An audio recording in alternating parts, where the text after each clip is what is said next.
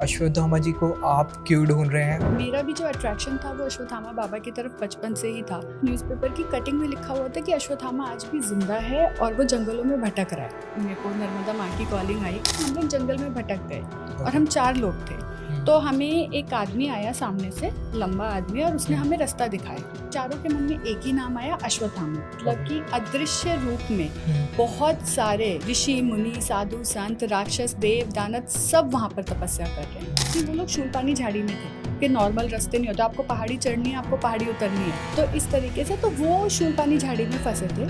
बूढ़ी माँ आई और तो उनको बोला गया कि वो उनको सेवा देंगे, तो उन्होंने बोला ठीक है। तो वो 3 लोग थे, वो वहीं रुक गए। 3 बड़े-बड़े मटकों में पानी रखा गया। उन बाबाओं के मन में आया कि यहाँ पे पानी की इतनी दिक्कत है और पानी यहाँ पे पीने के लिए भी दुर्लभ है। कुछ देर कदम ही चले होंगे और जब वो पीछे मुड़े तो वहाँ पर कुछ भी नहीं था। ओह! तो फिर मैंने देखा कि एक वाइट कलर के आदमी हैं, उनके लंबे बाल हैं, तो मैंने उनसे बोला, अश्वत्थामा बाबा? जय श्री राम, मेरा नाम है अभिषेक सिंह रजावत और आप देख रहे हैं चर्चा presented bye Hindu Gurukul.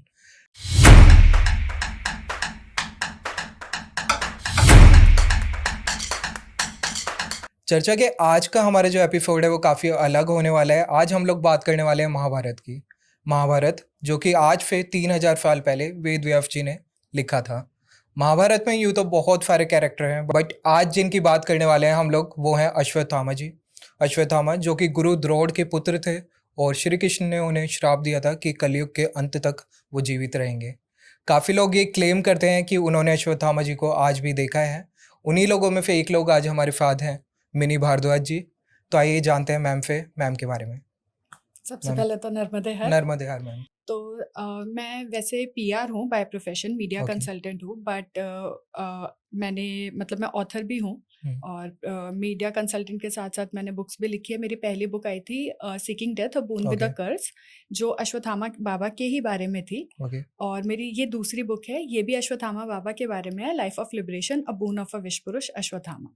Ma'am Ashwatthama जी के बारे में आप पहले थोड़ा एक्सप्लेन करिए, थोड़ा इंटरप्रेट करिए कौन थे वो, क्या थे और जी। उनका क्या हमारे स्क्रिप्चर्स में लिखा हुआ है, हमारे महाभारत में कहाँ जी, जी। मेंशन्ड है? तो अश्वत्थामा बाबा जो हैं वो गुरु द्रोण के पुत्र हैं। गुरु हुँ, द्रोण जो हैं वो पांडवों और कौरवों के आचार्य थे, ओके। गुरु थे।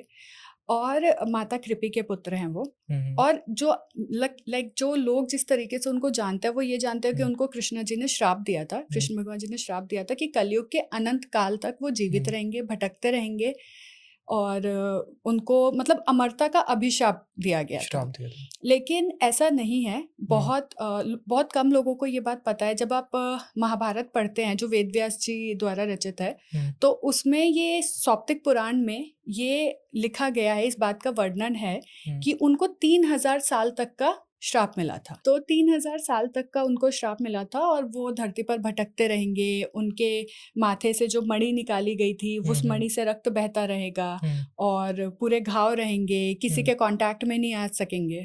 तो ये कृष्णा जी के थ्रू उनको श्राप मिला था। अश्वत्थामा जी को आप क्यों ढूँढ रहे हैं और आपको बचपन से क्या क्यूरियोसिटी थी उनके रिगार्डिंग और वो कब से आपको लगा कि मुझे ढूँढना चाहिए या फिर मेरा भी जो अट्रैक्शन था वो अश्वत्थामा बाबा की तरफ बचपन से ही था। और जब मैं 10th स्टैंडर्ड में थी तो मेरे घर में एक न्यूज़पेपर की कटिंग थी। उस न्यूज़पेपर की कटिंग में लिखा हुआ था कि अश्वत्थामा आज भी ज़िंदा है और वो जंगलों में भटक रहा है।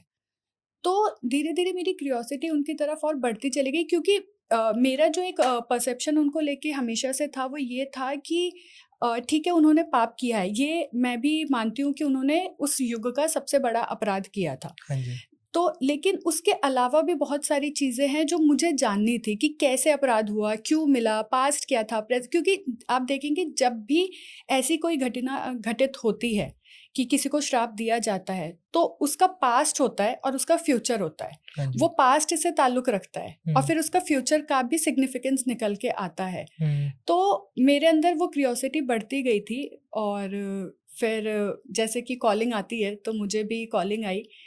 मेरे को नर्मदा माँ की कॉलिंग आई कि वहाँ पर जैसे मेरा एक ऑथर साइनिंग का इवेंट था, जब मैं तो उसमें एक मुझे राइटर ही हैं वो हुँ, मिले हुँ, थे और उन्होंने एक आदमी वो मिले थे, उन्होंने बताया कि पहले तो उन्होंने काफ़ी अश्वत्थामा बाबा के बारे में काफ़ी कुछ चीज़ें बोली कि अच्छा वो तो ऐसे हैं, वो तो वैसे हैं, उनको हुँ, श्राप मिला है और हुँ, ऐसे हुँ, करके।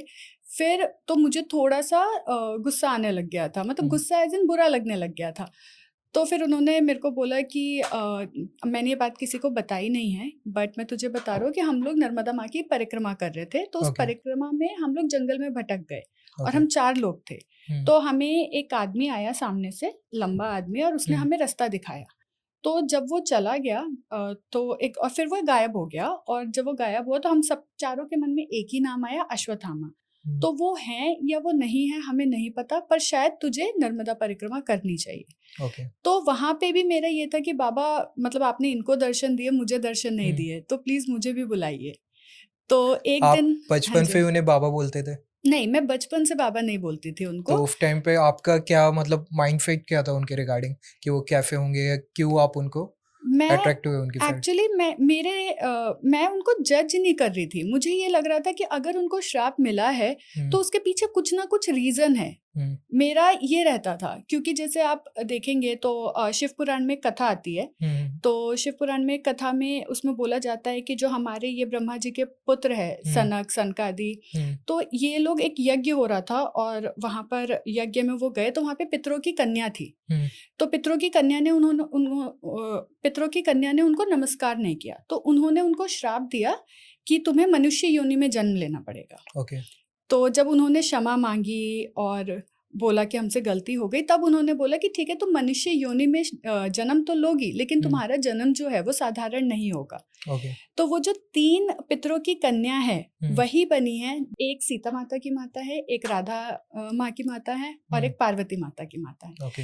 तो जब भी एक कर्ज मिलता है ना, हुँ, तो उसके पीछे भी उसका निवारण भी होता है और उसके पीछे की स्टोरी भी होती है, हुँ, और ये हमेशा से देखा गया है। और मेरी आदत हमेशा से मतलब एक रही है कि मैं लाइक मुझे जब भी कुछ पता चलता है तो मैं उसका ओपिनियन नहीं बनाती, मैं उसके हुँ, बारे में, मेरे बचपन से एक होता है ना रिसर्च करने की हुँ, हुँ, आदत, खुराफात रहता है, हुँ, तो मेरी बचपन से ये आदत रही है। और वो बाबा बने जब मैंने पहली बुक लिखी अपनी, सीकिंग डेथ जो मेरी बुक है, जब हुँ, उस जर्नी में वो मेरे बाबा बने। क्योंकि उस जर्नी में मैंने उनको जाना, मैंने उनको समझा, क्योंकि वो मेडिटेशन के रूप में मैंने वो बुक लिखी है कि हुँ, हुँ, मैं 108 बार महामृत्युंजय का जाप करती थी सुबह हुँ। ब्रह्म मुहूर्त में उठ के, और जो भी मुझे आता था। बुक आपने मिलने से पहले लिखी या मिलने के बाद? ये बुक मैंने अश्वत्थामा बाबा से मिलने से पहले लिखी है, पहले लिखी है। पहली बुक। ओके। जी, जो मेरी पहली बुक है वो हुँ, बाबा से मिलने के पहले लिखी, हुँ, और जो दूसरी बुक अभी मैंने लिखी है वो मिलने के बाद लिखी है। ओके। तो जी। पहली जो बुक है उसमें आपने कुछ मेंशन करा है? वो सारी कहानी है, तो वो लड़की, तो उस कहानी का बेसिकली ब्लर्ब ही यही है उस बुक का कि एक लड़की है जो अश्वत्थामा को ढूँढ रही है। तो हुँ, उसमें 13 दिन के डेज़ आते हैं जिसमें लड़की सवाल पूछती है, जो सवाल कि बाबा वेद क्या है? हुँ, बाबा लाइफ़ क्या है? बाबा आपने द अर्जुन का साथ क्यों नहीं दिया? हुँ, और आपको अगर आप लाइक द्रोणाचार्य जी आपके जो पिता हैं, उनकी तो मृत्यु हो गई, तो क्या आप उसके बाद मिले कि नहीं मिले कभी उनसे? हुँ, तो इस तरीके कुछ-कुछ सवाल मेरे हुआ करते थे, तो वो सवाल मैं मेडिटेशन के रूप में उनसे पूछा करती थी, और मुझे जो भी जवाब आता था मैं हुँ। उसमें लिख देती थी। ओके, तो जी। आपको मतलब कुछ अंदर से पता चलता था या कैफ़े कोई आपको बताता था या क्या हाँ, था? ऐसा लगता है कि नरेट होती हैं हुँ, चीज़ें, आपको अपने आप ही। तो मैंने जिस टाइम पे मैं ये लिख रही थी, हुँ, उस टाइम पर मैंने पूरे तरीके से शास्त्र नहीं पढ़े थे। हुँ, बट हुँ, मुझे कहीं न कहीं इन्फॉर्मेशन थी कि ये ऐसा है या वैसा है। हुँ। उसके बारे में डिटेल में थोड़ा बताइए कि आपने कैसे स्टार्ट करा और क्यों करा? तो जैसे कि मैंने बताया कि मेरा ऑथर साइनिंग का इवेंट था, तो सबसे हुँ, पहले मुझे उन्होंने बताया कि तू नर्मदा माँ की परिक्रमा कर।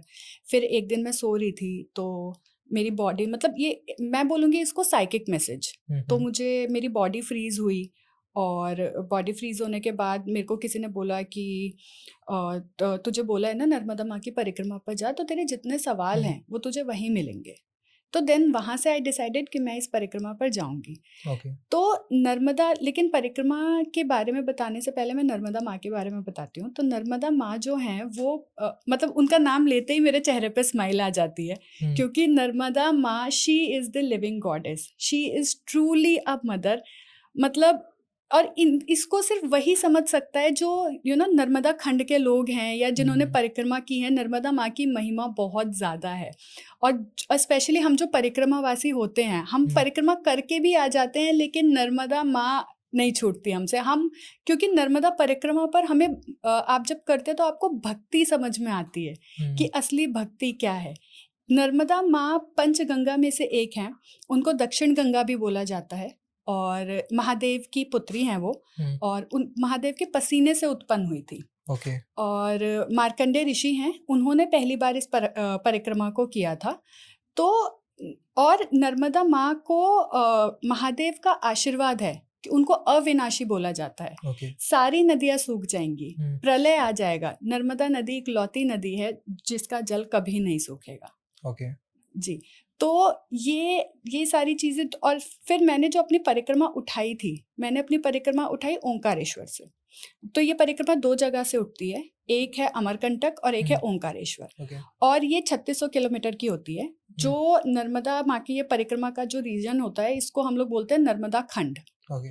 तो उस बीच में आपको शहर भी मिलते हैं, आपको जंगल भी मिलते हैं, क्योंकि हमें मैया के किनारे किनारे चलना होता है। तो वहां से जब मैंने ओंकारेश्वर से जब मैंने परिक्रमा उठाई, मतलब मेरा ऑब्जेक्टिव यही था कि मुझे अश्वत्थामा बाबा को ढूंढना है। और जब मैं ओंकारेश्वर पहुंची भी, तब मैंने नर्मदा मैया का जल हाथ में लिया और उनको बोला कि मैंने कहा मैया मुझे अश्वत्थामा बाबा से मिलवा दीजिए।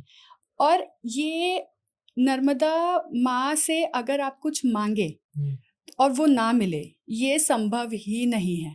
तो मैंने इस परिक्रमा को नाम दिया है जर्नी ऑफ मिरेकल्स, जहाँ पे हर दिन चमत्कार होते हैं। और सिर्फ मेरे साथ नहीं, वहाँ के बसे जो गांव हैं, वहाँ के बसे जो शहर हैं नर्मदा माँ के किनारे, जो परिक्रमा वासी हैं, सबके चमत्कार होते हैं। जब हम परिक्रमा भी कर रहे होते हैं, तो जो गांव के लोग होते हैं या शहर के लोग होते हैं, वो हमें जब बुलाते हैं तो हमसे पूछा जाता है कि अच्छा आपको क्या अनुभव हुए, क्योंकि सबके अपने अपने अनुभव होते हैं। किसी को नर्मदा माँ साक्षात दर्शन भी देती हैं। कोई चमत्कार जो आप शेयर करना चाहते हो, किसी के साथ हुआ, आपको बताया हो? बहुत सारे लोग हैं परिक्रमावासी, सबके साथ चमत्कार होते ही हैं। जैसे एक फलहारी बाबा हैं, आप अगर परिक्रमा करेंगे तो आप उनसे मिल सकते हैं। उनको नर्मदा मैया के चमत्कार हुए हैं, नर्मदा मैया ने खुद उनको आके खाना खिलाया है। एक राधिका जी हैं, वो यूपीएससी की कैंडिडेट रही हैं और उन्होंने नर्मदा माँ की परिक्रमा की है 2 बार, और उनको भी नर्मदा माँ के दर्शन हुए हैं। ओके। और बहुत सारे हमारे साथ जो लोग चल रहे थे, तो सिर्फ नर्मदा माँ के ही नहीं दर्शन होते, वहाँ पे बहुत सारे लोग, बहुत सारे परिक्रमा वासियों को मार्कंडेय ऋषि के भी दर्शन हुए हैं। ओके।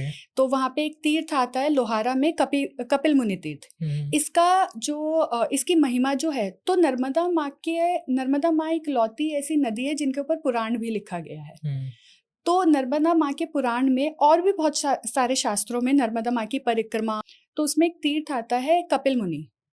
कपिल मुनि तीर्थ है ये, लोहारा है, आपको बरवानी से पहले पड़ता है वो। तो बरवानी जिले से पहले पड़ता है। तो वहां पर लोगों को सुबह कपिल मुनि के भी दर्शन होते हैं। जब तो ऐसा बोला जाता है, नर्मदा माँ के किनारे आज भी कमंडल से कमंडल टकराते हैं, मतलब कि अदृश्य रूप में बहुत सारे ऋषि मुनि, साधु संत, राक्षस, देव दानव सब वहां पर तपस्या कर रहे हैं। और जब भी आप सुबह 4 बजे मैया के पास जाएंगे, तो लोग स्नान करने के लिए जाते हैं, तो लोगों को अनुभूतियां होती हैं। आपकी किसी से बात हुई है जिन्होंने नर्मदा माता को, कपिल ऋषि या किसी और को देखा हो? हाँ, मेरे साथ एक परिक्रमावासी चल रहे थे। उन्होंने बताया था कि वो लोग शूलपानी झाड़ी में थे। तो जब शूलपानी झाड़ी में थे, तो शूलपानी झाड़ी ना नर्मदा माँ का गर्भगृह बोला जाता है, गर्भगृह है, क्योंकि वहाँ वो सबसे टफ होता है। अगर आपने उसको पार कर लिया, समझिए आपने परिक्रमा आधी पूरी कर ली, क्योंकि वहाँ पे मैया काफी दूर हो जाती हैं, जंगल का पूरा एरिया होता है, आपको पहाड़ी चढ़नी होती है, आपके नॉर्मल रास्ते नहीं होते, आपको पहाड़ी चढ़नी है, आपको पहाड़ी उतरनी है। और वहाँ पर क्योंकि आदिवासी लोग रहते हैं, और वहाँ पे आपके खाने की सुविधा नहीं है, वहाँ पे हॉस्पिटल नहीं है, वहाँ पे कुछ भी नहीं है, वहाँ पे पानी तक नहीं है। वहाँ के आश्रम में लिख दिया जाता है कि आपको पीने के लिए सिर्फ पानी मिलेगा, बाकी और आपको पानी, नहाने के लिए पानी आपको नहीं मिलेगा, कपड़े धोने के लिए आपको पानी नहीं मिलेगा। तो इस तरीके से तो वो शूलपानी झाड़ी में फंसे थे। एंड वहाँ पे जब वो फंसे तो उनको रात हो चुकी थी। तो कोई बूढ़ी माँ आई और उन्होंने बोला कि 3 लोग थे वो लोग, तो उन्होंने बोला कि बाबा आप यहीं रुक जाइए आज, तो रात हो चुकी है। क्योंकि शूलपानी झाड़ी में कैसा है ना कि वहाँ पे आश्रम जो आपको 20-20 किलोमीटर पे मिलता है, पर जब नहीं पहुँच पाते हैं तो वो लोग नहीं पहुँच पाए थे। तो उन्होंने बोला कि बाबा, एक घर था, आदिवासी महिला थी वो, तो उन्होंने बोला बाबा आज आप हमारे यहाँ ही रुक जाइए, तो हम आपकी सेवा करेंगे। तो जो परिक्रमा वासियों को लोग सेवा देते हैं, खाना पीना, अपने यहाँ रुकवाना, ये सारी चीज़ें होती है, मेडिकल फैसिलिटीज सब कुछ। तो उनको बोला गया कि वो उनको सेवा देंगे, तो उन्होंने बोला ठीक है। तो वो 3 लोग थे, वो वहीं रुक गए। तो रात का भोजन उनको कराया गया और भोजन कराने के बाद फिर सुबह 3 बड़े-बड़े मटकों में पानी रखा गया। तो उन्होंने मैया ने बोला बाबा आप लोगों के लिए पानी रखा है, आप लोग स्नान कर लीजिए। तो सबसे पहला उन बाबाओं के मन में आया कि यहाँ पे पानी की इतनी दिक्कत है और पानी यहाँ पे पीने के लिए भी दुर्लभ है।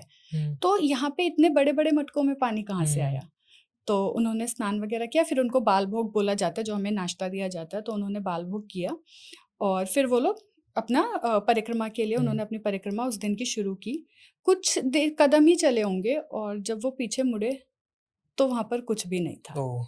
वहाँ पर ना ही वो कुटिया थी, बाँस की कुटिया उन्होंने बताई थी, बाँस की कुटिया थी, ना ही वो मटके थे, ना ही वो कुछ था, वो स्वयं नर्मदा माँ थी।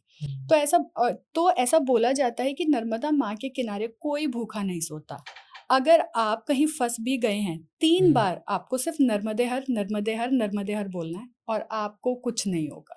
कोई ना कोई आ जाता है आपको बचाने के लिए।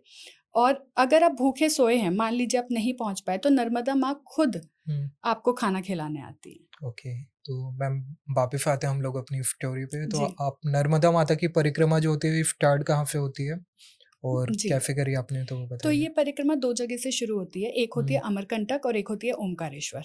अमरकंटक और आपको पूरा वो सर्कल लेना होता है, जैसे आपने अगर ओमकारेश्वर से शुरू किया तो आपको वापस सर्कल लेके ओमकारेश्वर में आना है। अमरकंटक से शुरू किया तो वापस अमरकंटक तक अमरकंटक। जाना है। लेकिन जो लोग अमरकंटक से करते हैं, उनको वापस फिर वो लोग गाड़ी से आते हैं ओमकारेश्वर में जल चढ़ाने के लिए, क्योंकि ओके। ओमकारेश्वर में जल चढ़ाना बहुत ज़रूरी है परिक्रमा करने के बाद।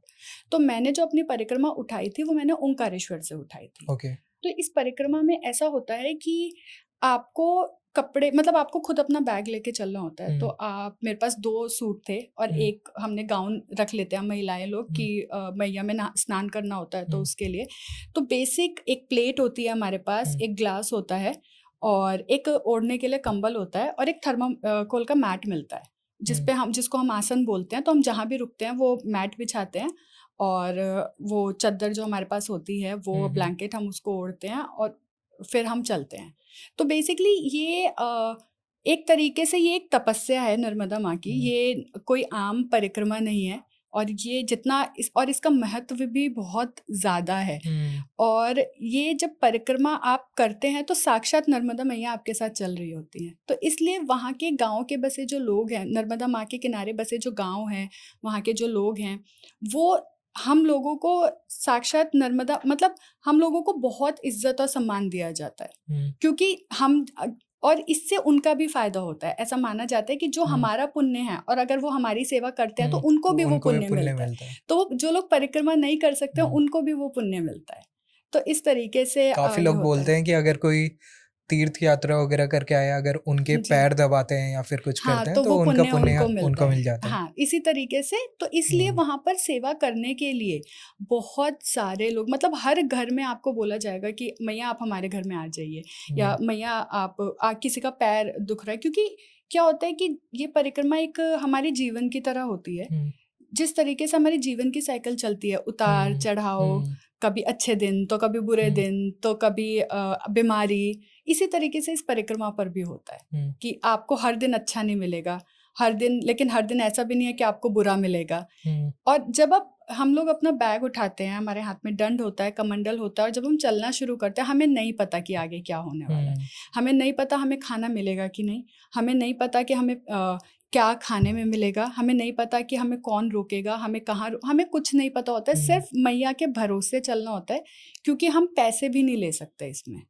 आप मानेंगे नहीं, मैंने 4 महीने में रही हूँ, 1 पैसा 1 रुपया भी खर्च नहीं हुआ है, क्योंकि इस परिक्रमा का नियम ही है कि आपको पैसे रखने ही नहीं है, आपको खुद से कुछ खरीद के खाना ही नहीं है, आपको खुद से कुछ खरीद के पहनना ही नहीं है। अगर आपको एक कपड़े मान लो किसी ने दान किए तो आप पहन सकते हैं, वरना आप वही कपड़े पहनेंगे। आपको जो दान में मिलेगा आपको वही खाना है। तो मैं 4 महीने बिना पैसों के चली थी। तो आप अकेले जी। गए थे या कोई और भी था? नहीं, मैं ओंकारेश्वर से परिक्रमा मैंने अकेले ही उठाई थी, पर इतने ज़्यादा मतलब हज़ारों की तादाद में लोग ये परिक्रमा करते हैं, तो आपको बहुत सारे लोग मिल जाते हैं। तो मेरे को ओंकारेश्वर में भी लोग मिल गए थे, जिनके साथ मैंने ये परिक्रमा उठाई थी। जैसे मेरे साथ मुरली बाबा थे और भूमेश्वर बाबा थे और प्रकाश बाबा थे। तो मुरली बाबा, भूमेश्वर बाबा हैदराबाद से थे और जो प्रकाश बाबा थे वो महाराष्ट्र से थे। ओके। प्रकाश बाबा की आयु कुछ 60 साल की होगी। मतलब ये परिक्रमा यंग लोग बहुत कम करते हैं, जिनकी एज मतलब 50-60 के लोग, 60 साल के लोग ज़्यादा करते हैं, बट यंग लोग भी जिनको मैया बुलाती है वो भी आते हैं ये करने के लिए।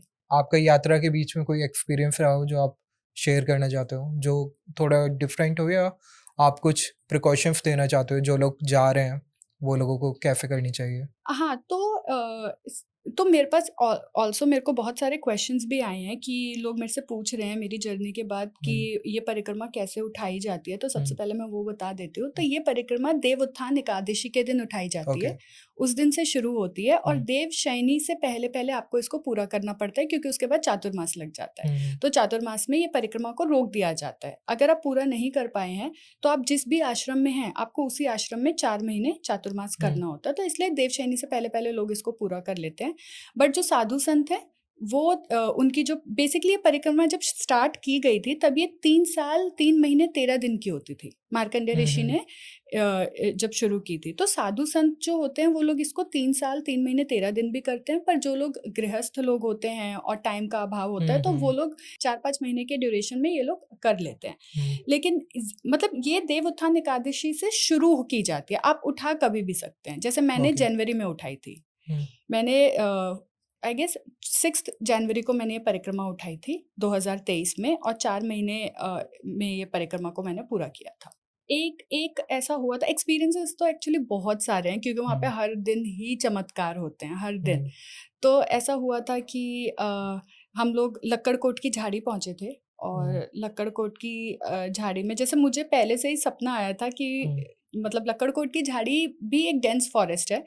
तो वहाँ पर ऐसा होता है कि आपको शेर मिलते हैं। वहाँ पे जयंती माता का मंदिर है, तो जयंती माता के मंदिर में भी शेर आता है, ऐसा होता है। तो मुझे जब हम लोग जयंती माता पहुँचने वाले थे तब उसके कुछ दिन पहले से ही ऐसा सपना आने लग गया था कि मैंने एक शेर को देखा था सपने में। तो मेरे साथ आनंद बाबा और साबूदाने वाले बाबा चल रहे थे। तो मैंने आनंद बाबा से बोला, मैंने कहा कि बाबा मुझे ना ऐसे-ऐसे सपना आया है शेर का। तो उन्होंने बोला कि अरे ये अभी हम लोग लक्कड़कोट की झाड़ी में पहुँचने वाले हैं, वहाँ पर तो शेर के दर्शन होते हैं। मोस्टली परिक्रमा वासियों को दर्शन होते हैं। तो उन्होंने बोला लेकिन घबरा मत, कुछ नहीं होगा। तो हम लोग चलने लग गए और फिर जब हम जयंती माता मंदिर पहुँचे और आरती हुई, तो वहाँ पे कुछ लोग जो आश्रम के लोग थे वो लोग खड़े थे। तो मैं थोड़ा-सा डरी हुई थी सपने को लेकर, क्योंकि सुबह 5 बजे हमें निकलना था।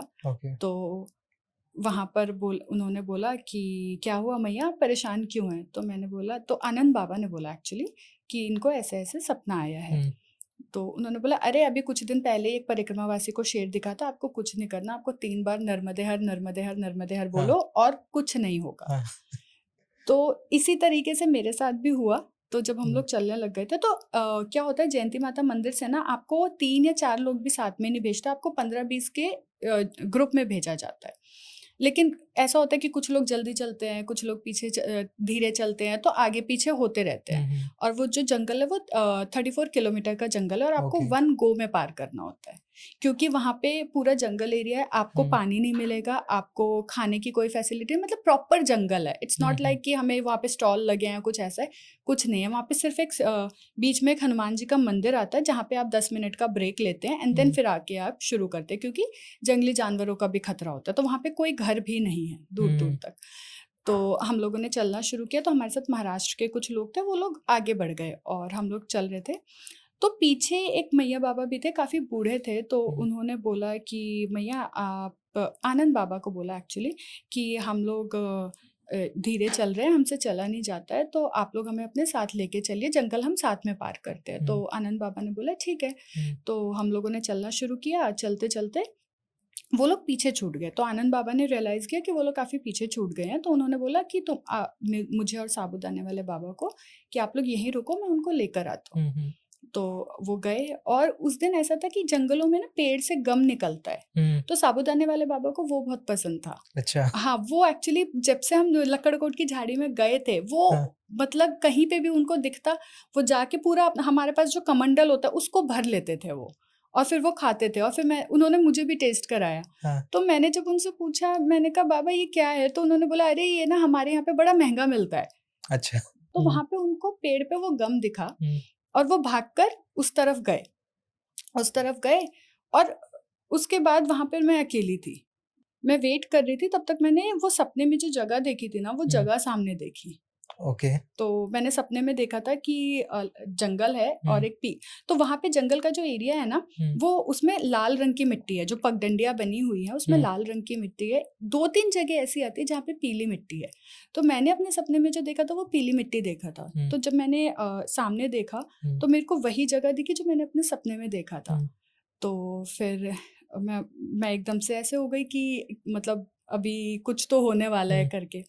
तो सामने से शेर आया और अपनी मस्ती में चल रहा है एकदम ऐसे करके, और मतलब मैंने देखा और उस दिन मुझे लगा कि आज तो मैं गई। लेकिन फिर मुझे वो बात याद आई जो मतलब आश्रम में बोली थी। तो मैं बैठी, मैंने दंड रखा, कमंडल रखा, हाथ जोड़े और 3 बार मैंने नर्मदे हर नर्मदे हर नर्मदे हर बोला। मैंने आंख खोली तो शेर मुड़कर वापस चला गया। कितना दूर था आपसे? ज्यादा दूर नहीं होगा क्योंकि वो जंगल था ना, तो 200 मीटर 100 मीटर आप मान लीजिए, 50 या 100 मीटर के दूरी पर था वो। तो इस तरीके से तो ऐसा है कि मतलब जयंती माता मंदिर में नॉर्मली शेर हैं, और इसको जिन परिक्रमा वासियों को ये शेर मिलते हैं उनको जयंती माता का आशीर्वाद माना जाता है। ऐसा माना जाता है कि अगर आपने सफेद वस्त्र पहनते हैं हम लोग, क्योंकि नर्मदा मैया की जब परिक्रमा करते हैं तो आपको सन्यासी जीवन जीना होता है, तो आप कोई कलरफुल कपड़े नहीं पहनते हो, आप सफेद रंग के कपड़े पहनते हो। तो सफेद कपड़े पहने हैं, मैया का जल लिया है, दंड लिया है, कमंडल लिया है, कुछ भी नहीं होगा, कुछ भी। ये जो परिक्रमा है ये सदियों से चली आ रही है और आज तक किसी को कुछ नहीं हुआ है। एक 4 साल की बच्ची भी थी, जब मैं परिक्रमा कर रही थी तो मुझसे आगे चल रही थी, एक 4 साल की बच्ची भी ये परिक्रमा कर रही थी, और वो भी पैदल। तो आप समझिए कि कितना ज्यादा लोगों को विश्वास है नर्मदा माँ पे। आपको कोई भी सवाल हो आपके मन में, और जैसे बहुत सारे लोग उससे भी आते, खुद को ढूंढना एक होता है ना कि हमें नहीं पता होता, जैसे कभी कभी ऐसा होता है कि हमें किसी चीज से कनेक्शन है बट हमें पता नहीं है कि हमें वो कनेक्शन है क्यों। जैसे मुझे बाबा से कनेक्शन था बट मुझे नहीं पता था कि वो कनेक्शन कैसा है, क्या है ना। उसी तरीके से लोग खुद को नहीं पहचान पाते हैं, कंफ्यूज रहते हैं। आप जाइए नर्मदा माँ के पास, आप मैया का जल लीजिए हाथ में और आप उनसे बोलिए कि ये परेशानी है या ये दिक्कत है, और उसके बाद वो जल वहां पर छोड़िए, और उसके बाद आपको जवाब ना मिले ऐसा हो ही नहीं सकता। तो ये नर्मदा माँ की महिमा है एक्चुअली। ओके मैम, हम लोग अब डायरेक्टली आते हैं अश्वत्थामा जी पे। जी, तो आपने उन्हें कहाँ देखा और कैफे देखा, वो बताइए। जी। तो अश्वत्थामा बाबा मुझे मिले शूलपानी झाड़ी में ही हैं वो, ठीक है। शूलपानी झाड़ी से मतलब धड़गांव आता है, तो धड़गांव से 35 किलोमीटर की दूरी पर अश्वत्थामा बाबा का गांव है। मतलब वो जो गांव है वो अश्वत्थामा बाबा के नाम से ही है, और वहाँ के जो आदिवासी लोग हैं वो उसको अस्तंभ बोलते हैं, और वो अस्तंभ जो है वो लोग अश्वत्थामा बाबा को अस्तंभ बोलते हैं, तो उनके नाम पर ही वो गांव पड़ा है। वहां पर सतपुड़ा पहाड़ी है, सतपुड़ा हिल बोलते हैं, और उस पहाड़ी पर अश्वत्थामा बाबा रहते हैं। उनके पुजारी के घर में अश्वत्थामा बाबा की स्वयंभू मूर्ति है। ओके।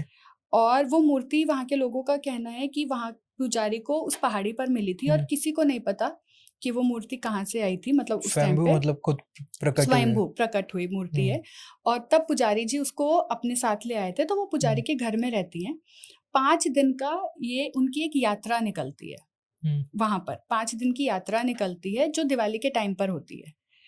उस यात्रा में बहुत हजारों की तादाद में लोग आते हैं जो अश्वत्थामा बाबा की पहाड़ी को चढ़ते हैं, और उस पहाड़ी पे चढ़ के अश्वत्थामा बाबा की मतलब पूजा करते हैं। ओके। अभी इस साल भी 28 तारीख से ये यात्रा शुरू हो रही है, और दिवाली पूजन तक ये यात्रा रहेगी। तो मतलब बहुत सारे लोग ये कहते हैं कि अश्वत्थामा बाबा कैसे हो गए, या अश्वत्थामा बाबा की पूजा कैसे हो रही है, या अश्वत्थामा बाबा को गुरु कैसे माना जा रहा है। इन सारे सवालों का जवाब वो अस्तंभ गांव है। अच्छा। और दूसरा एक और चीज़ है कि वहाँ पे उस गाँव को एक तो अस्तंभ नाम से बोला जाता है, दूसरा एक और नाम है ऋषिमुनि अश्वत्थामा तीर्थ तीर्थ? क्षेत्र।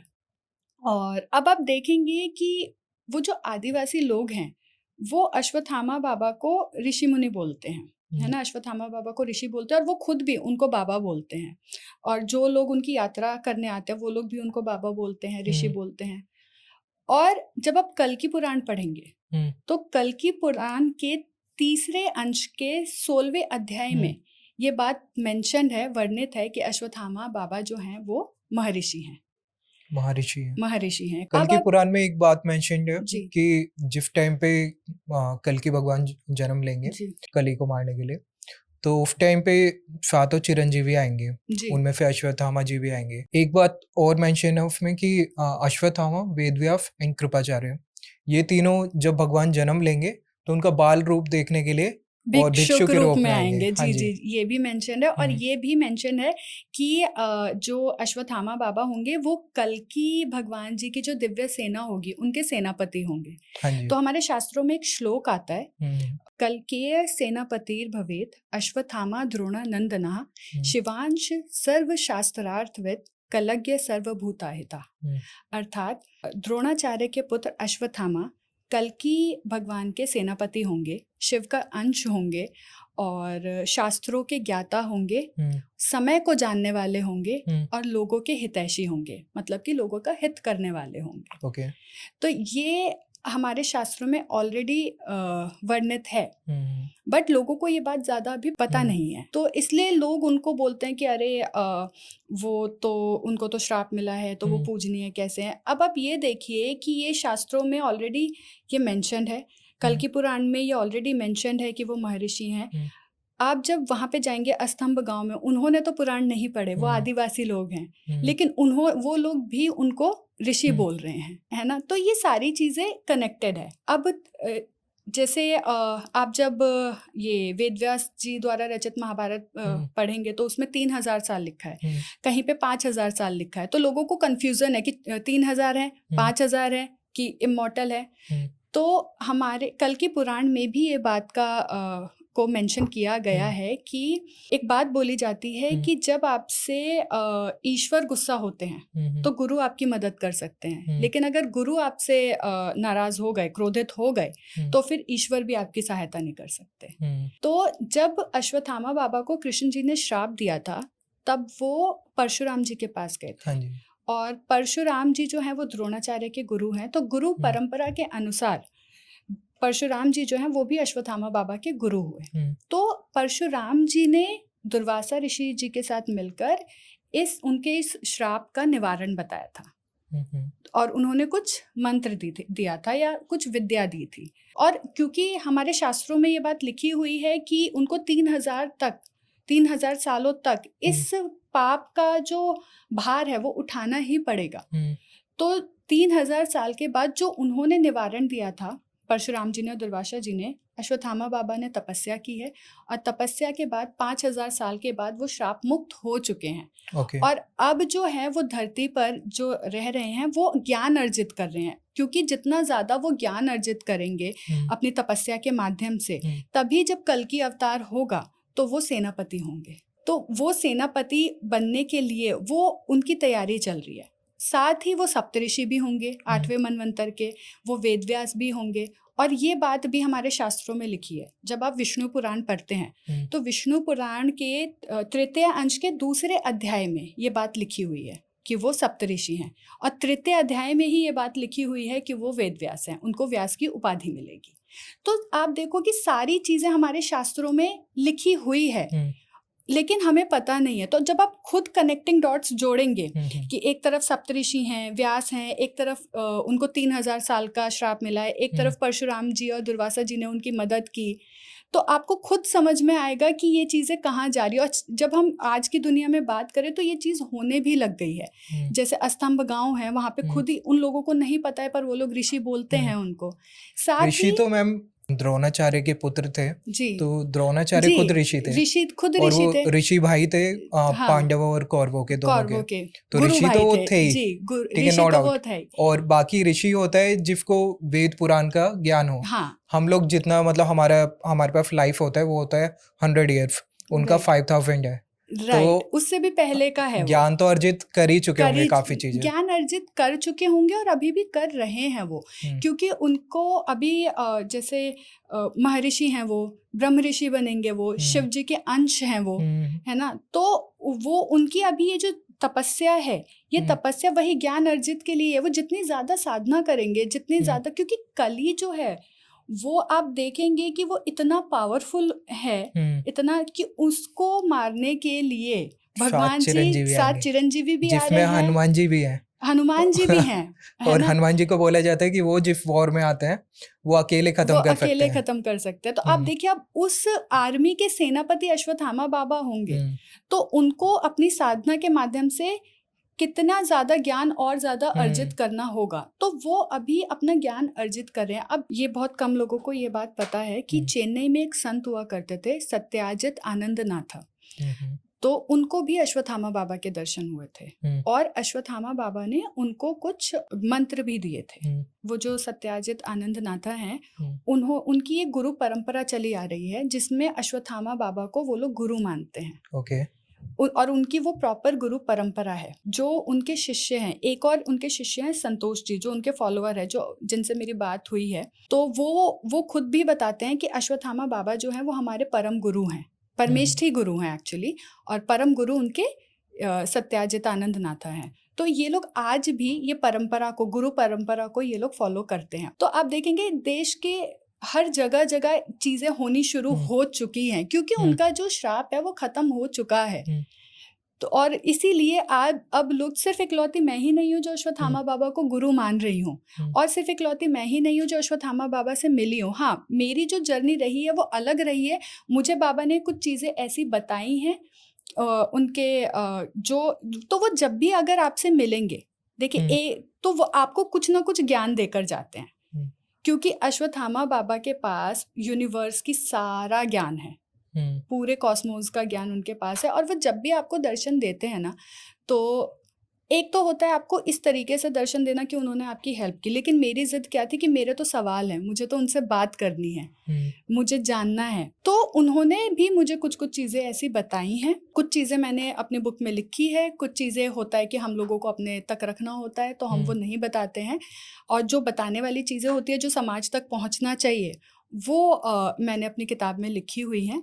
आप अश्वत्थामा जी फिर मिले कैसे, वो बताइए। परिक्रमा पर भी अश्वत्थामा बाबा अलग अलग रूप में आके मेरी मदद करते रहे हैं। मैं जब भी मुसीबत में पड़ी हूँ, नर्मदा माँ आई हैं, अश्वत्थामा बाबा आए हैं, और ये परिक्रमा में बहुत नॉर्मल है। आप आपको फंसते कैसे हैं, पता चला कि वो नर्मदा माता थी या अश्वत्थामा जी आपको आभास हो जाता है। ये पता है, ये एक्सप्लेन करना बहुत मुश्किल होता है, पर जब आप परिक्रमा करते हैं ना, आप परिक्रमा वासियों से पूछिए। अब वो जब, देखिए, कोई भी डिवाइन एंटिटी जब आपके सामने आती है तो पहले तो वो मेक श्योर करती है कि आपके बारे में उनको पता ना चले, पर वो जब जाती है तो वो आपके मन में थॉट दे के जाती ही जाती है। तो इस तरीके से चीजें होती हैं। तो बहुत सारी जगह नर्मदा माँ ने भी मेरी मदद की, थोड़ा अश्वत्थामा बाबा एक्सप्लेन ने भी। करिए, कहाँ पे करा आपको, कहाँ पे लगा कि कोई डिवाइन एनर्जी थी जो हेल्प कराओ। तो हम लोग क्या था कि हम लोग शूलपानी झाड़ी में थे, और हमें चलते चलते 4 दिन हो गए थे, और हम नहाए भी नहीं थे। और वहाँ पे क्योंकि शूलपानी झाड़ी में खाने की व्यवस्था नहीं होती है, तो हम लोग खाने के नाम पर भी हमें खिचड़ी दिया जाता था, और खिचड़ी भी ऐसी होती थी कि राइस को बॉईल करके उसमें सिर्फ नमक हल्दी डाल के, और हमारे लिए वो प्रसाद है। ओके। और सच में वो, हमें वो खा के ही शक्ति मिलती थी, हम आगे चलते थे। तो हमें जो भी मिले वो हमारे लिए प्रसाद होता था। चाय के नाम पे, क्योंकि वहाँ पे दूध नहीं होता, तो काली चाय लोगों को पिलाई जाती है, तो वो मिलती थी। तो हम लोग चलते चलते, मतलब 4 दिन हमें हुआ, और उसके बाद हम लोग एक नदी, पहाड़ी, मतलब शूलपानी झाड़ी हम लोग क्रॉस कर चुके थे, मतलब जो मेन जंगल था वो क्रॉस कर चुके थे। अब शहर की तरफ हम लोग जा रहे थे, तो वहां पर एक पहाड़ी नदी आई। तो सारे हम लोग कुछ 15-20 लोग परिक्रमावासी थे। तो सबने बोला कि यहाँ पर रुक कर आप लोग, हम लोग यहीं पे स्नान वगैरह कर लेते और फिर आगे बढ़ते, क्योंकि आगे पता नहीं फिर नहाने का मौका मिलेगा नहीं मिलेगा, क्योंकि यहाँ पे नदी आई है, तो यहीं पे रुक जाते। तो सब लोग वहीं पे नहाने लगे। तो मेरे साथ कुछ और भी महिलाएं थी, परिक्रमावासी मैया लोग थे। तो हम लोगों ने अंदर की तरफ गए, हम लोग हम सारी महिलाएं, और फिर हम लोग वहाँ पर नहाने लग गए। और तो वहाँ पर ऐसा हुआ कि एक गाड़ी आई, और गाड़ी आई और उन्होंने ना सबको खाने के लिए कुछ कुछ कुछ कुछ पैकेट्स में रोटी सब्जी और ये सब कुछ दिया। तो हम लोग जब आए वापस नहा के, तो मेरे लिए भी मतलब कुछ परिक्रमावासी थे, उन्होंने एक एक्स्ट्रा रख लिया था। तो मैंने पूछा ये पैकेट कहाँ से आया, तो उन्होंने बोला कोई गाड़ी से आया था, वो लोग सेवा देते हैं, तो उन्होंने हम सबको ये दिया है। तो मैंने बोला ठीक है। हम लोग थोड़ी देर बैठे तो वो गाड़ी फिर से घूम के आई, वो गाड़ी जा चुकी थी दे के, और हम तो जब हम लोग खा रहे थे तो गाड़ी फिर से आई और वो मेरे पास आई और उन्होंने बोला मैया हम आपको देना भूल गए खाना। तो मैंने कहा अच्छा। अरे मेरे को तो ऑलरेडी मिल गया है, बाबा हाँ। जी ने मुझे दे दिया है। तो कहते नहीं नहीं कोई बात नहीं, अब आप रख लो, हम लेके आए। हाँ। तो फिर उन्होंने बोला कि मैया आप चाय पियेंगी। तो मैंने कहा कि मैं चाय तो मैं नहीं पीती। ठीक है, मैंने कहा बट अब क्योंकि मुझे ये था कि तो आप दूध ले लीजिए। उन्होंने बोला ठीक है आप दूध ले लीजिए। तो मैंने बोला कि मतलब मेरे दिमाग में ऐसा है कि अब मैं इतना एक गिलास भर के दूध लूँ और बाकी सब इतने में तो बाकी सब लोगों के लिए चाय हो जाएगी। तो मैंने बोला एक काम कीजिए आप लोग बाकी सबको चाय दे दीजिए, कोई बात नहीं। तो उन्होंने बोला ठीक है। तो उन्होंने सबके लिए चाय बनाई और चाय बनाने के बाद फिर से भरा हुआ ग्लास दूध का वो मेरे लिए लेके आए। मैंने कहा कि इतना दूध इस जंगल में कहाँ से आया, बिकॉज यहाँ पे तो मिलता नहीं। कहते मैया ने दिया, आप ले लीजिए। तो उन्होंने मुझे दूध का गिलास दिया और फिर हम लोगों ने अपना पिया और हम आगे बढ़ने लग गए। हम लोग आगे बढ़े तो हम एक गांव में पहुंचे। उसी दिन की ही बात है, ये सुबह 10 बजे हुआ था ये। और फिर हम लोग कुछ 3 या 4 बजे के आसपास उस गांव में पहुंचे। छोटे छोटे घर बने हुए थे वहाँ पे। तो एक घर था, हम लोग वहाँ पे थोड़ी देर विश्राम के लिए हम लोग वहाँ पर रुके। तो मेरे सामने एक छोटा बच्चा था, वो आके बैठा और वो मुझे घूरे जा रहा था। अच्छा। वो मुझे घूरे जा रहा था। तो मुझे लगा, तो मेरे पास जो स्पेयर पैकेट था ना, मुझे भूख लगी थी, तो मैं वो निकाल के खा रही थी। तो मुझे लगा शायद उस बच्चे को खाना खाना है, हाँ चाहिए होगा। तो मैं गई और मैंने उसको बच्चे को वो दे दिया और फिर मैं वापस आई, मैं बैठी तो फिर वो बच्चा मुझे घूरे जा रहा है। मुझे लगा और फिर मैंने देखा कि उसके हाथ में पैकेट नहीं है, वो सिल्वर कलर का। तो मैंने बोला ये पैकेट, मैंने कहा उसने फेंक तो नहीं दिया। मैंने तो हम लोग ना क्या करते थे, जैसे चॉकलेट्स या कुछ ऐसे बिस्किट्स ये सब रखते थे अपने साथ, जैसा हमें दक्षिणा में मिलता था। तो हम लोग रखते थे कि शूलपानी झाड़ी में जो छोटे छोटे बच्चे आते थे हम लोग उनको देते थे। झाड़ी में बच्चे कहाँ से आते थे? आदिवासी है ना, आदिवासियों के तो घर बने हुए हैं ना वहाँ पे। झाड़ी एज इन शूलपानी झाड़ी जंगल है, जंगलों में आदिवासियों के घर हैं। तो वो बच्चे हम, और वो ऊंची ऊंची पहाड़ियां पार करके वो हम परिक्रमावासियों को देखकर स्पेशली लेने के लिए आते थे। तो हम लोग वो रखते थे। तो उस दिन मेरे पास ख़त्म हो गए थे बिस्किट्स। तो मैंने मेरे साथ जो परिक्रमावासी थे, तो मैंने उनसे बोला, मुरली बाबा, मैंने कहा आपके पास है क्या बिस्किट चॉकलेट कुछ भी? तो उन्होंने बोला हाँ है। तो मैंने उनसे लिया और मैंने सोचा शायद उसको खाना नहीं खाना होगा, तो मैं वो चॉकलेट लेके वहाँ पर गई, मैंने दिया। तो फिर मैंने उससे पूछा, मैंने कहा कि वो खाना क्या किया? तो अब मैंने इधर उधर देखने लग गई कि कहाँ फेंका उसने, तो मुझे कहीं पैकेट नहीं दिख रहा था। तो उस बच्चे ने बोला खा लिया। और जब मैं दूर थी तो वो मुझे घूर रहा था, जब मैं पास जा रही थी तो वो नीचे मुंह कर ले रहा था। और वो बच्चा कुछ रहा होगा, 10-11 साल का बच्चा होगा वो। और लेकिन उसकी आवाज़ जो थी वो बहुत ही ओल्ड एज आदमियों की जैसे आवाज़ होती है ना, मतलब 60 साल के लोग जैसे, भारी आवाज़ थी, काफ़ी भारी आवाज़ थी उसकी। और था वो छोटा बच्चा। तो मैंने बोला कि, तो उसने बोला खा लिया। तो मैंने कहा खा लिया? फिर उसने जवाब नहीं दिया। तो फिर मैंने इधर उधर देखा, फिर मैंने बोला कि अच्छा ठीक है ये चॉकलेट भी रख लो। तो उसने चॉकलेट भी रखी और मैं वहाँ से आई और फिर मैंने बाकी सबको बोला, मैंने कहा मैया बाबा चलते हैं यहाँ से। तो मैंने बैग उठाया और हम लोग चलने लगे। अभी 4 कदम ही हम चले थे, तब तक मैंने पीछे मुड़ के देखा, मैंने कहा वो बच्चा गायब था। तो जब मैं अश्वत्थामा बाबा के वहाँ पर पहुँची थी और जब मैंने मूर्ति के दर्शन किए थे, तो जिस रूप में अश्वत्थामा बाबा ने आके मुझे दर्शन दिए थे, वो सारे मुझे याद आए थे। तो वो जो बच्चा था वो अश्वत्थामा बाबा थे, क्योंकि मैं बार बार शूलपानी झाड़ी में और जब परिक्रमा भी उठाई थी तो मैं ये बोलती थी मुझे आपको खाना खिलाना है। तो इस तरीके से चीज़ें होती है। मतलब मैंने परिक्रमा पर जो जो चीज़ें मांगी थी कि मुझे बाबा की फ़ोटो चाहिए, अश्वत्थामा बाबा की, तो मुझे अश्वत्थामा बाबा की फ़ोटो मिली। मुझे अश्वत्थामा बाबा से मिलना है तो मुझे अश्वत्थामा बाबा मिले।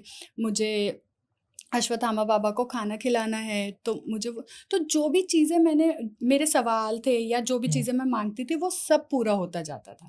फोटो आपके पास है अभी? फोटो मेरे पास अभी तो नहीं है, पर मैं आपको फोटो उसकी भेज दूंगी, मेरे पास ओके है ओके। वो। हाँ, मैं वो फोटो आपको भेज हम्म दूंगी। तो वो है। और वो फोटो भी जब मुझे मिली थी तो वो मुझे शूलपानी झाड़ी में मिली थी, और बाबा से मैं परिक्रमा के आखिरी में उस गांव तक पहुंच पाई थी, लेकिन वो फोटो उसी गांव की है। हम्म, वो जो फोटो है, और वो फोटो मुझे मिली है, और बाकी वहाँ के जो आदिवासी लोग हैं, 3-4 घर हैं, वहीं पर उनकी वो फोटो है, और किसी के पास वो फोटो है नहीं। ओके। जी। तो कमिंग बैक टू स्टोरी। अब बात करते कि मैं अश्वत्थामा बाबा से फिर कैसे मिली। तो ये तो अलग-अलग रूपों में आके उन्होंने मुझे दर्शन दिए। अब क्या हुआ था, जब मैं उस गाँव में पहुँची, हम्म वहाँ पर एक तो मेरा, जैसे मैं बाबा की तरफ मेरा डिवोशन दिखता है, तो वो लोग शॉक्ड हो रहे थे ये देख के, क्योंकि उनका डिवोशन है, बल्कि उनका डिवोशन मैं बोलूँगी मुझसे भी ज़्यादा है। ओके।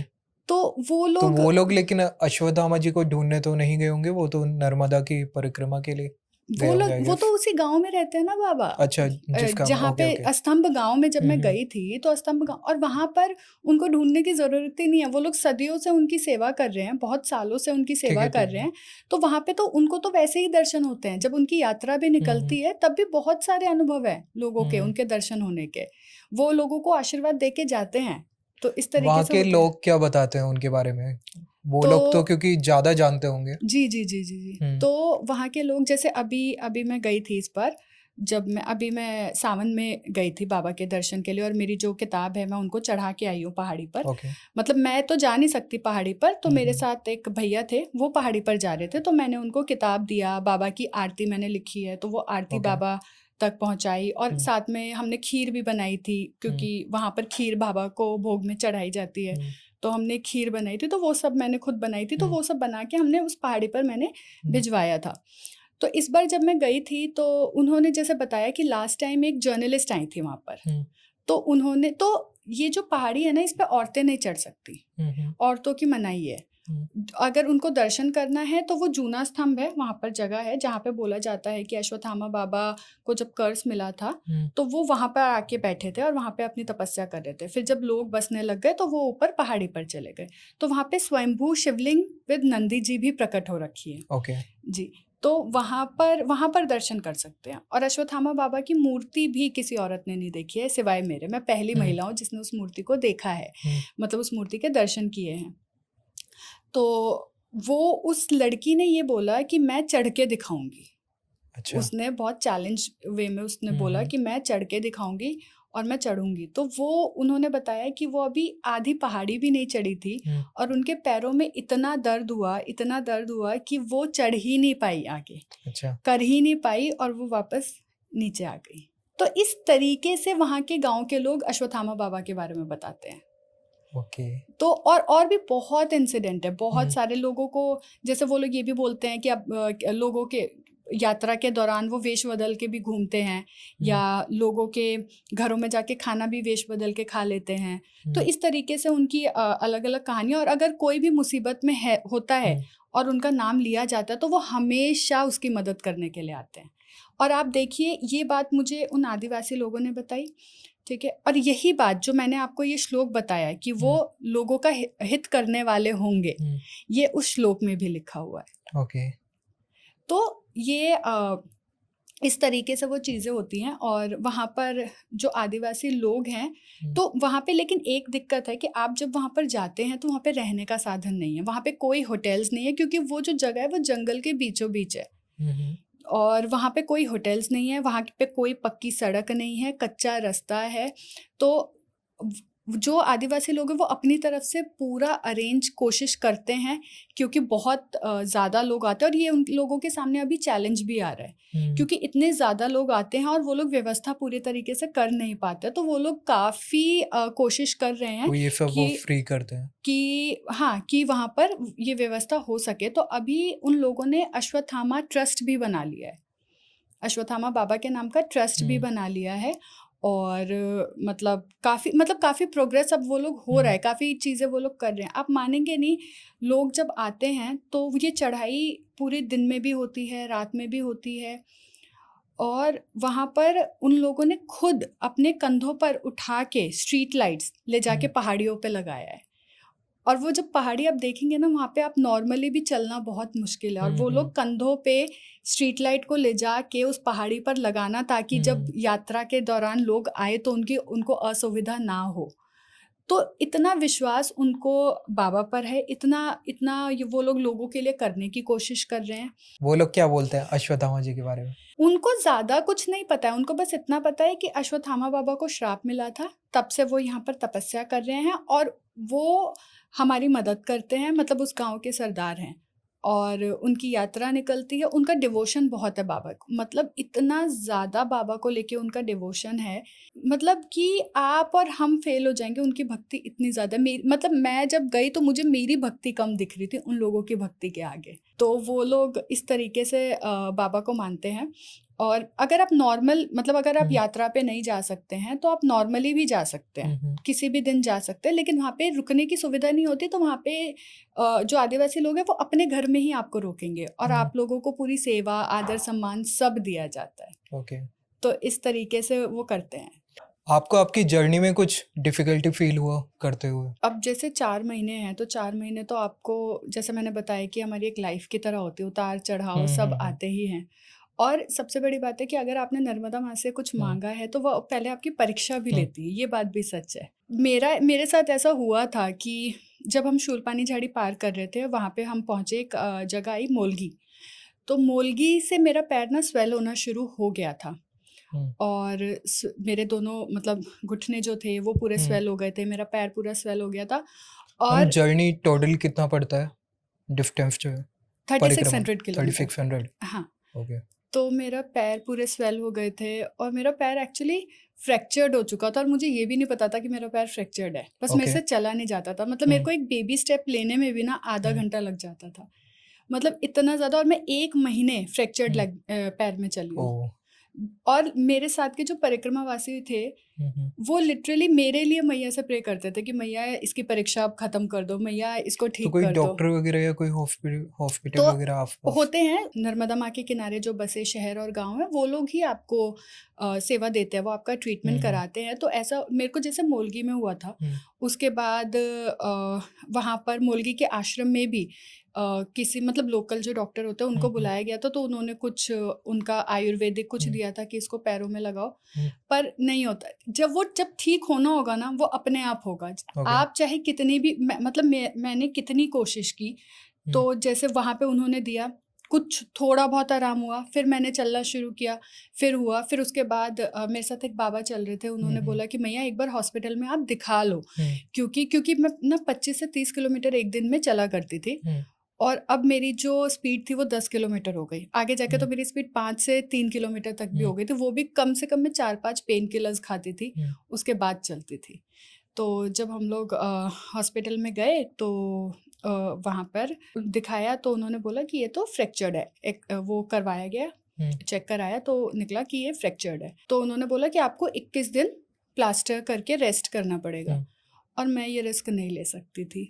मतलब मेरे को ये 1 टाइम अपॉर्चुनिटी मिली थी, मुझे पता था कि मुझे दोबारा नहीं मिलेगी, या मिलेगी नहीं मिलेगी, मैया दोबारा बुलाएं ना बुलाएं क्या है, तो मुझे ये पता था कि ये नहीं मिलेगी। तो मैंने उनको बोला कि इसका कोई टाइम पीरियड भी होता है कि आपने अभी स्टार्ट करा है तो आपको इतने मंथ्स में कंप्लीट करना है? नहीं, जैसे आपने देव उत्थान एकादशी को शुरू किया ना, तो आपको देव शयनी एकादशी जो होती है उससे पहले कंप्लीट करना ही करना होता है। अदरवाइज अगर आपने नहीं कंप्लीट किया तो आपको चातुर्मास करना पड़ेगा, किसी भी आश्रम में रुक के। जो चातुर्मास होते हैं 4 महीने होते हैं, वो आपको भजन कीर्तन करते हुए करना पड़ेगा, और फिर जब दोबारा देव उत्थान एकादशी आएगी तो फिर आपको वापस से शुरू करना पड़ेगा। इस तरीके से होता है। तो जो लोग 3 साल वाली करते हैं, तो वो लोग इसी तरीके से करते हैं कि वो लोग पहले परिक्रमा कर रहे हैं, फिर चातुर्मास आया तो वो लोग चातुर्मास में 4 महीने रुक गए, फिर वो लोग आगे बढ़े, इस तरीके से उनका होता है। और जो हम लोग जैसे गृहस्थ लोग हैं, तो हम लोग कर रहे हैं, तो हम लोग कोशिश करते हैं कि देवशयनी एकादशी से पहले ये परिक्रमा को पूर्ण कर ले। तो इस तरीके से होता है। तो उन्होंने बोला कि आपको 21 दिन का बेड रेस्ट है, और आपको प्लास्टर करना पड़ेगा। और मुझे ये था कि मैं रेस्ट तो नहीं ले सकती, तो जो हॉट बैंडेजेस होते हैं, मैंने वो अपने पैर पे बांधा था। एक्चुअली वो डॉक्टर ने ही बांध दिया, और फिर उन्होंने बोला कि तब फिर चलो फिर आप। मैंने कहा मैं तो परिक्रमा पे हूँ, तो उन्होंने बोला ठीक है तो फिर आप चलो। तो मैं वो बांध के ही चला करती थी। और एक बार ऐसा हुआ था, हम लोग रत्ना सागर पार कर रहे थे, तो ये हम्म, मोलगी में हुआ था दक्षिण तट पे। हम्म, जैसे हम लोग दक्षिण तट से ये परिक्रमा उठाते हैं और फिर भारूच में, जहाँ पे नर्मदा माँ अरेबियन सी में मिलती हैं, तो वहाँ पे हम लोग तट परिवर्तन करते हैं, जिसमें हम लोग समुद्र पार करते हैं हम्म, और फिर वहाँ पे हम उत्तर तट पे आते हैं। तब ऐसा हुआ था और हमने ये किया था महाशिवरात्रि के दिन। ओके, उस दिन मेरी हिम्मत टूटी थी। उस दिन सच में मेरी हिम्मत टूट गई। हम लोग भजन कीर्तन करते हुए हमने जब तट परिवर्तन किया और हम लोग उत्तर तट पे पहुंचे, तो वहाँ पे ऐसा हुआ था, क्योंकि पहले से ना हम लोग 20-25 लोग साथ में हो गए थे, हम्म, क्योंकि धीरे-धीरे सबको महाशिवरात्रि पे ही पार करना था, तो सब लोग मिलते जा रहे थे। और जब हम वहाँ पहुँचे तो धीरे सब लोग अपने-अपने, कि किसी को तेज़ चलना है, कोई थक गया है तो किसी को हम्म, आराम करना है, तो इस तरीके से। और उस दिन वहाँ से आश्रम कुछ 2 किलोमीटर की दूरी पर था, जहाँ से हम उत्तर तट पर पहुँचे, और वो 2 किलोमीटर पहुँचने में मुझे 4 घंटे लग गए थे। 4 मैं घंटे। चल ही नहीं पा रही थी, और मेरे साथ साइकिल वाले बाबा थे हम्म, और आनंद बाबा थे, एक गुजरात वाली माता थी, और हम्म, मेरी वजह से वो लोग भी धीरे-धीरे चल रहे थे। हम्म, और वो लोग भी बोल रहे थे, मैया इसको ठीक कर दो। तो मुझे ना एक्चुअली उस टाइम पे बहुत ऐसा हो गया था कि मैं अब चल ही नहीं पाऊँगी, कर ही नहीं पाऊँगी। ऐसे तो अगर मैं 2 किलो, क्योंकि हम लोग 4 किलोमीटर जो है वो हम्म, 1 घंटे में कवर करते हैं। 2 किलोमीटर हमारा आधे घंटे में होता है। हम लोग इस तरीके से डिस्टेंस हम्म, कवर करते हैं। तो मैंने कहा अगर मैं 4 किलोमीटर 2 किलोमीटर को मैं 4 घंटे में कर रही हूँ, तो मतलब, और ऊपर से मुझसे चला नहीं जा रहा था, मेरी हालत ख़राब हो चुकी थी। तो उस दिन मेरी हिम्मत टूटी और फिर मैंने मेरे मेरे एक फ्रेंड है, मैंने उनको फ़ोन किया और मैं रोने लग गई फ़ोन करके कि मुझसे हम्म, नहीं हो पाएगा। तब उसने मुझे एक ही चीज़ बोली, कि क्योंकि उनको पता था कि हम्म, मैं क्यों जा रही हूँ, तो उसने मुझे एक ही चीज़ बोली कि देख, तेरा पर्पस क्या है वो याद रख। तू आ तो कभी भी सकती है, हम्म, लेकिन तुझे वापस जाने की अपॉर्च्युनिटी मिलेगी दोबारा, नहीं मिलेगी, ये देख ले। क्योंकि बहुत मुश्किल से तू वहाँ पहुँची है। हम्म, नहीं हो पाएगा तो वापस आने का रास्ता तो तेरे पास कभी भी है, हम्म, लेकिन उसको करने का रास्ता अभी तेरे को एक ही मिला हुआ है। तो तू सोच ले। क्योंकि मैंने मन बना लिया था, क्योंकि क्या होता है कि जैसे आप परिक्रमा नहीं कर पाते हो, बहुत सारे लोग हैं, जैसे मेरे साथ के भी बहुत हम्म, सारे लोग हैं, वो ये परिक्रमा नहीं कर पाए थे। तो वो लोग क्या करते हैं कि परिक्रमा मैया का जो जल होता है, वो जहाँ पे जिस भी आश्रम में रुके हैं, उसी मंदिर में चढ़ाते हैं, और फिर वो लोग बाद में आके गाड़ी से, पैदल पूरी करते हैं, और इसको खंड परिक्रमा कहते हैं, ओके, जब आप खंड में करते हो। बट इसकी मान्यता अ, मतलब कम मानी गई है, क्योंकि ये बहुत ही एक्सट्रीम लेवल पे, कि जब बहुत ऐसा हो कि बिल्कुल ही आप ना कर पाओ, तब हम्म, इसको किया जाता है।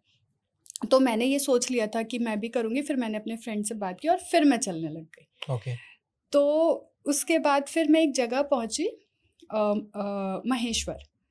तो महेश्वर में मुझे एक परिक्रमावासी मिले, और उनके घर में मतलब मैं रुकी, और उनके घर वाले भी परिक्रमावासियों की सेवा देते हैं। तो उन्होंने फिर बोला कि मैया आप हमारे घर में ही रुकिए, हम्म, और उसके बाद आपका पूरा ट्रीटमेंट करेंगे और फिर आप यहाँ से जाइएगा। महेश्वर में पहुँची थी होली होली वाले दिन। ओके, तो 1 डेढ़ महीना हो चुका था। हम्म, तो फिर मैं वहाँ पहुँची और मैं 1 हफ्ता वहाँ पर रुकी थी। हम्म, और फिर उन्होंने काफ़ी मतलब मेरी काफ़ी सेवा की। मेरे साथ और भी थे, साइकिल वाले बाबा, साबूदाने वाले बाबा, वो सब लोग रुके और फिर वो लोग निकल गए कि मैया हम आपको आगे मिल जाएँगे। हम लोग धीरे-धीरे चल रहे हैं, तब हम्म, तक आप आराम कर लीजिए। तो फिर उन्होंने भी डॉक्टर को मुझे दिखाया, फिर डॉक्टर ने बोला कि प्लास्टर होगा, तो मैंने फिर मना किया। मैंने कहा मैं प्लास्टर तो नहीं, क्योंकि प्लास्टर हम्म, कराने का मतलब है आप 1 महीने 21 दिन आप रेस्ट पे हम्म, जाओ। तो फिर मैंने बोला कि मैं चलूँगी नहीं, और मैंने वो बैंडेज बाँधा अपने पैर पे और मैं रेस्ट कर रही थी वहाँ पे। तो उन्होंने हम्म, काफ़ी मेरी सेवा की, और उसके बाद धीरे-धीरे अपने आप ही ठीक होता गया। और आप हम्म, मानेंगे नहीं, मैंने आज तक वहाँ से आने के बाद भी, हम्म, मतलब सबने मुझे बोला कि तुम जाके एग्ज़ामिन करा लेना, क्योंकि हम्म, फ्रैक्चर हुआ था। मैंने आज तक नहीं कराया। चल रही है चीज़ें। ओके। तो कभी ज़रूरत ही नहीं पड़ी मुझे। तो ये मैया के चमत्कार होते हैं। हम लोग पॉडकास्ट के एंड में आ चुके हैं एकदम। जी। अब आप ये बता दीजिए कि अश्वत्थामा जी के दर्शन कैसे हुए आपको? जी। हम लोग, मेरे साथ जो वो परिक्रमावासी थे, जो हम्म, महेश्वर में, जिनकी फैमिली ने मेरा बहुत ध्यान रखा था, तो उनके साथ मैं पहुँची गाँव में, अस्तंभ गाँव में। तो वहाँ पे जब मैं पहुँची ना, तो वहाँ पे हमें पता चला कि महिलाएँ ना ऊपर नहीं जा सकती पहाड़ी के दर्शन करने के लिए। हम्म, तो मुझे ऐसा हुआ कि ये मतलब मैं इतनी मेहनत करके यहाँ तक पहुँची, और फिर मैं जा ही नहीं सकती, हम्म, क्योंकि मुझे तो नहीं पता था कि औरतें नहीं जाती हैं और ऐसे करके। तो वहाँ पे जूना स्तंभ है जहाँ पे मैंने आपको बताया हाँ जी। कि बाबा ने तपस्या की थी। मैं वहाँ गई और फिर मैंने वहाँ बोला भी कि बाबा ये तो गलत है हुँ, कि आपने मतलब सारी दुनिया आपको बोलती है कि आप ऐसे हो, आप वैसे हो, और मैंने तो कभी आपको मतलब गलत नहीं समझा, और लेकिन अगर आप औरतों के दर्शन से खुद मतलब हम औरतों के लिए हुँ, आप दर्शन नहीं देंगे, आप पहाड़ी पर नहीं आने देंगे, तो फिर कैसे चलेगा? ऐसे करके मतलब मैं अपनी बात बोल रही हुँ, थी। तो फिर उसके बाद हम लोग रात को खाना-वाना खा के सोने के लिए गए। सोने के लिए गए तो हम लोग, मैंने बताया ना कि वो जो आदिवासी लोग हैं उनके घर में ही हम लोग रुकते हैं, हुँ, तो हम उन्हीं के घर में रुके थे। पर हम अंदर नहीं रुके थे, इस बार हम लोग गए थे तो हम लोग अंदर उनके घर में रुके थे क्योंकि हम लोग काफ़ी सारे लोग गए थे। मेरी फैमिली भी गई थी। हुँ, तो लेकिन हम लोग उस टाइम पे अंदर नहीं रुके, एक बाहर ऐसे आँगन सा होता है, तो हम लोग वहाँ रुके। तो वहाँ पे आसन लगाया, फिर रात को 12 साढ़े 12 के आसपास मेरी झटके में नींद खुली ओके। और मैं उठी और मैंने बाहर जाके देखा, तो मुझे ऐसा लगा कि कुछ तो है, हुँ, मतलब ऐसे करके। मिलिंद ने बोला कि जो मेरे साथ हुँ, जो परिक्रमावासी थे उन्होंने मुझे बोला कि आप सो जाओ, कल हुँ, देखते हैं, ऐसे करके। तो फिर मैं सोने के लिए गई और उसके बाद जो परिक्रमावासी थे मैंने देखा कि वो जब सो गए तो मैं फिर उठी हुँ, और फिर मैंने फिर चलना शुरू किया। और ओके। उस टाइम पे वहाँ पर कोई मतलब पूरा अंधेरा था हुँ, क्योंकि जो स्ट्रीट लाइट्स है वो पहाड़ी पर है, हुँ, लेकिन जो भीमकुंड जाने तक का रास्ता है वो हुँ, कुछ 1 डेढ़ किलोमीटर है या 2 किलोमीटर है जहाँ पे हम रुके थे, जो घर है। हुँ, तो वो जो घर है ना, वही जात्रापाड़ा बोला जाता है उसको, वहीं से बाबा की यात्रा निकलती है। तो वो कुछ 2 किलोमीटर है, फिर आपको भीमकुंड पहुँचते हो आप, और फिर भीमकुंड से आपको ऊपर पहाड़ी के पर ओके। जाने का रास्ता हुँ, होता है। तो वो जो रास्ता है वहाँ पे कोई स्ट्रीट लाइट अभी है नहीं, और अंधेरा था तो मैं चलना शुरू किया मैंने। चलते-चलते फिर मैं भीमकुंड, और भीमकुंड में ऐसा था कि गर्मियों में काफ़ी कम पानी होता है, हुँ, मानसून में के टाइम पर ज़्यादा होता है। तो मैं भीमकुंड को पार करके और उस पहाड़ी पर चलने लग गई। तो जब आप पहाड़ी पर चलेंगे ना तो आप देखेंगे कि एक पहाड़ी बहुत ऊँची है, बहुत ऊँची। और मुझे जहाँ पे मतलब जब मैं नीचे ही थी तो मैंने वहाँ पे ये भी आग जलते हुए भी देखा था कि ऊपर अच्छा। आग जल रही है, हुँ, ऐसे करके। तो मैंने उस पहाड़ी पर चलना शुरू किया, पर मैं पहाड़ी के टॉप पर नहीं गई थी, मैं पहाड़ी के नीचे ही थी, और बाबा की जो गुफ़ा है वो पहाड़ी के टॉप पर है। तो मैं नीचे ही थी और चलते-चलते मतलब मैं हाँफने लग गई थी। तो मैंने अपना सर झुकाया और फिर जब मैंने सर ऊपर किया तो फिर हुँ, मैंने देखा कि एक वाइट कलर का आदमी है, हुँ, उनके लंबे बाल हैं हुँ, और वो वहाँ पर बैठे हुए हैं। तो मैंने उनसे बोला कि अश्वत्थामा बाबा? हुँ, तो कहते कि नहीं, मैं वो नहीं हूँ, पर मैं भी उनका इंतज़ार कर रहा हूँ। ओके। तो उन्होंने बोला कि तू कैसे उनका इंतज़ार कर रही है? मतलब तुम हुँ, यहाँ पर कैसे पहुँची यहाँ तक? तो फिर मैंने उनको बताया अपनी सारी जर्नी के हुँ, बारे में। तब उन्होंने बोला कि जितना तुम्हें पता है उतना तो मुझे नहीं पता है। उनके वर्ड्स हुँ, यही थे हुँ। कि जितना तुम्हें पता है उतना मुझे तो नहीं वो पता है। हिंदी बोल रहे थे या वो हिंदी बोल रहे थे। कैफ़े दिखते कैफ़े थे? दिखने में क्या कैफ़े थे? दिखते थे मतलब उनके काफ़ी लंबे बाल हैं, हुँ, सफ़ेद रंग की धोती पहनी थी हुँ, हुँ, और जनेऊ पहनते हैं वो, ओके। ठीक है? और उन्होंने सर पर ऐसे लपेटा हुआ था, हुँ, दाढ़ी उनकी लंबी है। हुँ, और तो वहाँ पे बेसिकली जब मैं पहुँची थी ना, तो लेकिन उन्होंने मुझे मना कर दिया कि वो अश्वत्थामा बाबा हैं नहीं, हुँ, ठीक है? तो उन्होंने बोला कि जैसा मतलब जितना तुम जानती हो उतना तो मैं नहीं जानता, बट कुछ बातें हैं जो मैं तुम्हें बताता हूँ, और फिर उन्होंने मुझे कुछ बातें हुँ, बताई। अ, तो मैंने बोला कि कहते तो मैं अश्वत्थामा का मैं खुद भी इंतज़ार कर रहा हूँ, हुँ, और जब वो आएँगे तो मैं दर्शन करूँगा। तो मैंने कहा तो ठीक है, तो मैं भी आपके साथ यहीं पर इंतज़ार करती हूँ। तो उन्होंने बोला ठीक है। तो उन्होंने उस टाइम पे जो चूल्हा था ना, हुँ, वहाँ पे वो चावल बना रहे थे। वो मट्टी का घड़ा टाइप का था, और उन्होंने मुझे वो चावल खाने के लिए भी दिया, और वो चावल काफ़ी बड़े चावल थे। ओके। ठीक है, नॉर्मल साइज़ नहीं था उन चावल हुँ, का। और फिर उन्होंने बोला कि मैंने कहा कि ठीक है, तो फिर मैं भी आपके साथ यहाँ पे इंतज़ार करती हूँ। तो उन्होंने बोला ठीक है, लेकिन क्या तुम्हें पता है कि अश्वत्थामा बाबा से मिलने से पहले हुँ, उनकी जो स्वयंभू मूर्ति है उनके दर्शन करने पड़ते हैं। तो उन्होंने मुझे रास्ता भी बताया कि यहाँ से आप नीचे पहाड़ी से उतर के जाओ और कुछ 2 किलोमीटर की दूरी पे आपको वो हुँ, मूर्ति मिलेगी। तो मैंने बोला ठीक है, और फिर उन्होंने बोला कि साथ ही ना आप कुछ खाने-पीने की सामग्री भी ले आना क्योंकि मेरे पास ख़त्म हो गई है। अच्छा। तो मैंने बोला ठीक है। हुँ, और उसके बाद मैं नीचे उतरी और फिर मुझे जो परिक्रमावासी थे वो मिले और फिर मैंने बोला कि मूर्ति के दर्शन करने हैं और हम लोग गए। और जब मैंने मूर्ति को देखा तो मतलब लिटरली उस टाइम पे तो मैं बहुत रोई हूँ, क्योंकि जो पहाड़ी पर मुझे बाबा मिले थे और जो मूर्ति वो एग्जैक्ट सेम है, ओह, एग्जैक्ट सेम है।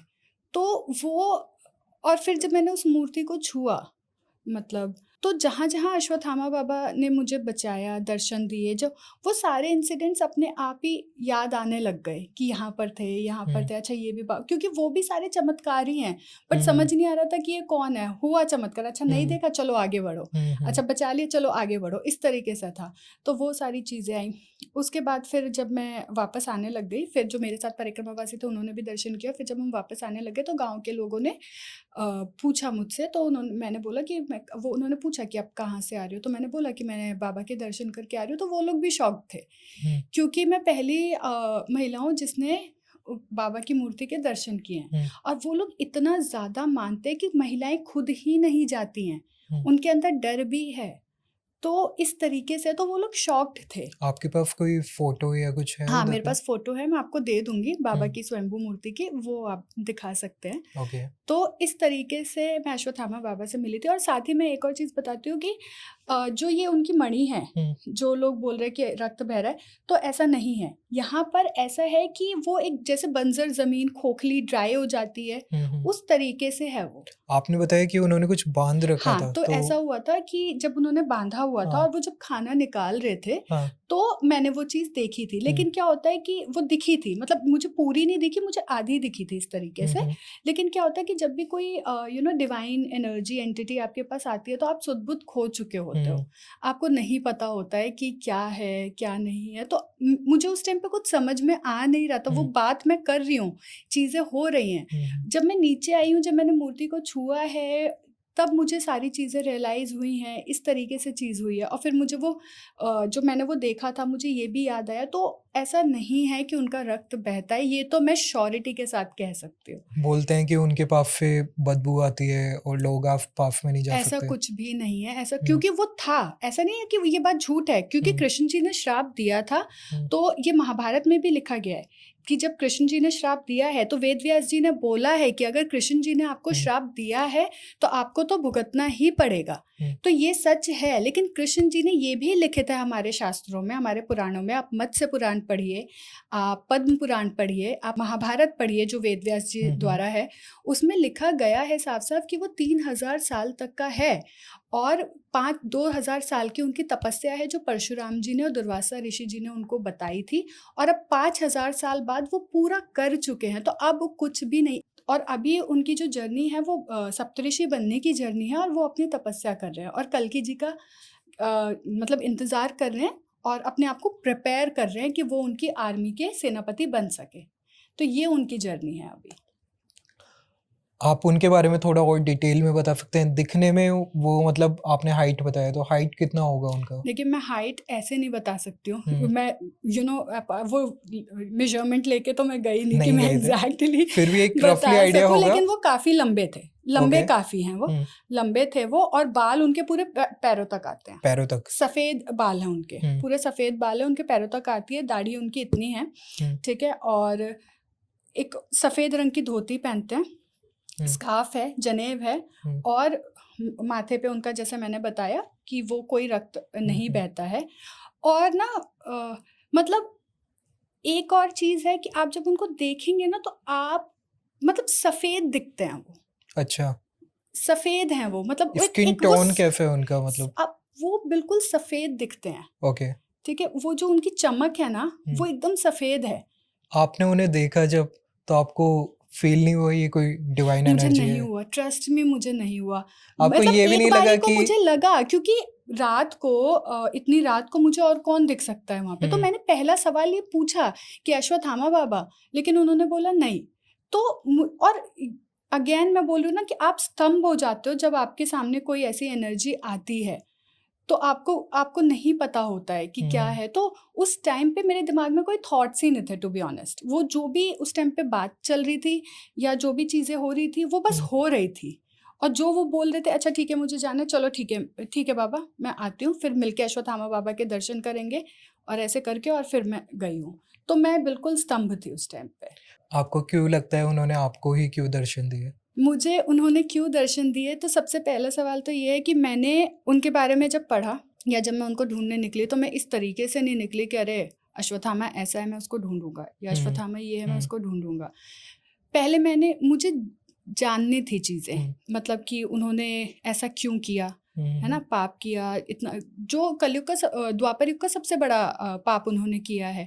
तो मुझे चीज़ें जाननी थी, और मैं जब गई तो मैं डिवोशन के साथ गई हूँ, और मैं ऐसे नहीं गई कि मैं घर पे हूँ और मुझे अश्वत्थामा बाबा मिल गए। मैंने 4 महीने की तपस्या की है, हम्म, मैं बिल्कुल तपस्या करके तब मैं वहाँ तक पहुँची हूँ। इट्स नॉट लाइक कि नर्मदा माँ की परिक्रमा कोई नॉर्मल परिक्रमा है कि आप बस गए और आपको नहीं। मिल गए। It's not like that. आपको 4 महीने साधु का जीवन जीना है, हम्म, और मैं दिल्ली की रहने वाली लड़की हूँ, एक कंफर्टेबल लाइफ देखी है। मैं वो लड़की हूँ कि मैं 10 कदम भी पैदल नहीं चल सकती थी। तो मेरी फ्रेंड यहाँ पे है, ये मुझे टॉन्ट भी मारती है इस चीज़ को लेके कि हम्म, वो हमेशा ऐसा होता था यार ऑटो ले लेते हैं, यार हम्म, कैब कर लेते हैं। तो मैं 10 मिनट के लिए भी मैं कैब या ऑटो करती थी। और मैं वही लड़की हूँ जो मैं 30-30 किलोमीटर चल रही हूँ। हम्म, 2 जोड़ी कपड़े हैं मेरे पास, और उन कपड़ों में आप चल रहे हो। आपको एक कपड़ा 3 दिन पहनना होता है। हम्म, उसके बाद आप, और ऐसा भी नहीं है कि आपको कुछ अच्छी सुविधा मिलेगी कि आप हम्म, अपने कपड़े धो सको। जिस आश्रम में रुके वहाँ पे कॉर्नर पे मतलब जगह बनाई होती है, आप वहाँ पे धो, और जब तक हम्म, आप अपना खाना खा रहे हो तब तक वो कपड़े हम्म, सूखते हो, फिर आप लेके चल पड़ते हो। तो बैग में ही मेरी पूरी दुनिया है, एक हम्म, प्लेट है, एक थाली है, हम्म, आपको जो दान में मिलेगा आपको वो खाना है। टूटे हुए पैरों में मैं चल रही हूँ, हम्म, पूरा एक सन्यासी जीवन में जी रही हूँ, और पूरी भक्ति के साथ चल रही हूँ, पूरे डिवोशन के साथ चल रही हूँ कि बाबा आप मुझे मिलो और मुझे सवालों के जवाब दो, मुझे दर्शन दो, हम्म, मुझे बाकी लोग, इसलिए मेरी परिक्रमा जो थी वो बाकी लोगों से ज़्यादा कठिन भी थी। और ये बात मुझे परिक्रमा पर एक परिक्रमावासी ने बोला भी था। उन्होंने ये बात बोली थी कि तू जिसको ढूंढ रही है, हम्म, और तुम जिससे मिलने की बात कर रही हो, और तुम जिसको ढूंढ रही हो, तुम्हें पता है ना कि वो नॉर्मल नहीं है, हम्म, तो तुम्हारी परिक्रमा कैसे नॉर्मल हो सकती है। तो मेरी परिक्रमा बहुत टफ। और दूसरा जो मेरा फेथ जो है, हम्म, मतलब मैं सरेंडर करके चल रही थी, मैं इस तरीके से नहीं चल रही थी। मतलब मैंने जब परिक्रमा उठाई थी ना, तो मैंने मैया को, नर्मदा माँ को ये बात बोली थी कि माँ मुझे कुछ नहीं पता इस परिक्रमा के बारे में, मैं कोई नियम नहीं जानती, मैं कुछ नहीं जानती, तो मुझसे कोई गलती भी होगी ना वो भी हम्म, आपकी उस मर्जी से ही मानूंगी मैं, क्योंकि मैं आपकी मर्जी से ही चल रही हूँ। आप जो मुझसे करवाएंगी मैं करूँगी, आपका नाम जपते हुए, क्योंकि हमें नाम जपते हुए चलना होता है। अब आप ये सोचिए, आप 4 महीने पूरे दिन नर्मदे हर नर्मदे हर नर्मदे हर जप रहे हैं, तो आपकी बॉडी में कितनी पॉजिटिव ऊर्जा भरी होगी कि, और ऊपर से नर्मदा खंड, जो नर्मदा खंड है वहाँ पे तो मतलब वहाँ तो कितने साधु संतों की तपस्या है जो आज भी कर रहे हैं, वहाँ की वाइब्रेशंस इतनी ज़्यादा हाई है। तो मैंने वो, मेरी बॉडी में एक तो वो नर्मदे हर की वाइब्रेशन, साथ ही जब भी मैं शाम को रुकती थी तो मैं अपना मेडिटेशन जाप सब किया करती थी, माँ के किनारे जाती थी शाम को, तो मैं वो जाप किया करती थी। तो आप सोच रहे हो कि मैंने वो तपस्या करके तब मैं उनसे मिली हूँ, तो इसलिए शायद बाबा मुझसे मिले हैं। आपको मिलने के बाद में कुछ अलग फील हुआ, लाइफ में कुछ अलग हुआ? लाइफ पूरी चेंज हो चुकी है, पूरी कंप्लीटली चेंज हो चुकी है मेरी लाइफ। मतलब एक तो मैं बहुत शांत हो चुकी हूँ। दूसरा, जैसे एक चीज़ तो बहुत ही कॉमन है, मतलब बहुत ही, मतलब मैं अपनी फ्रेंड से डिस्कस कर रही थी। जैसे खाना होता है ना, तो पहले मैं बहुत चूज़ी हुआ करती थी हम्म, खाने को लेके, ये हम लोग होते हैं। अभी ऐसा हो गया कि जो मेरे सामने आता है मैं खा लेती हूँ, मतलब वो एक चीज़ हट गई। साथ ही मुझे एक्चुअली भक्ति का मतलब समझ में आया हम्म, कि भक्ति क्या होती है। हम्म, मैं वहाँ से आने के बाद मुझे ये रियलाइज़ हुआ, जो मेरा अपना पर्सनल ओपिनियन हम्म, है, ठीक है, मेरे रियलाइजेशंस हैं ये, तो मुझे ये रियलाइज़ हुआ कि अभी तक मैं तो कुछ पढ़ी ही नहीं हूँ, मतलब मैंने मास्टर्स किया हुआ है, हम्म, लेकिन स्टिल मैंने ये रियलाइज़ किया कि मेरी जो शिक्षा है वो तो अधूरी है, क्योंकि हम्म, हमारी असली शिक्षा जो है वो हमारे शास्त्र हैं, हम्म, जो हमने पढ़े ही नहीं हैं।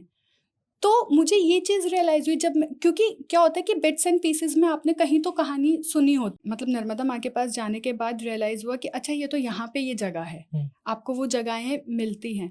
तो मैंने ये रियलाइज़ किया कि मेरी शिक्षा अधूरी है, तो मैंने अब वहाँ से आने के बाद मैंने शास्त्रों का अध्ययन करना शुरू किया। आप जब कनेक्टिविटी जोड़ेंगे तब आपको वो शास्त्र समझ में आएंगे।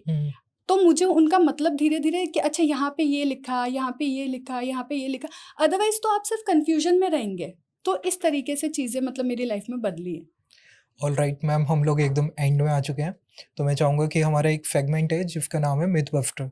तो उसमें जी। हम लोग कुछ क्वेश्चंस पूछेंगे आपसे और आप बताएंगे कि वो मिथ हैं या नहीं है। जी, जी, जी। तो स्टार्ट करते हैं। मैम, एक बात बोली जाती है अश्वत्थामा जी के जी। बारे में कि अश्वत्थामा जी को जब श्राप मिला उसके बाद में वो अरब कंट्रीज की साइड चले गए, तो क्या ये सच है या मिथ है? ये इस तरीके से है कि एक्चुअली वो भ्रमण करते रहते हैं। ओके।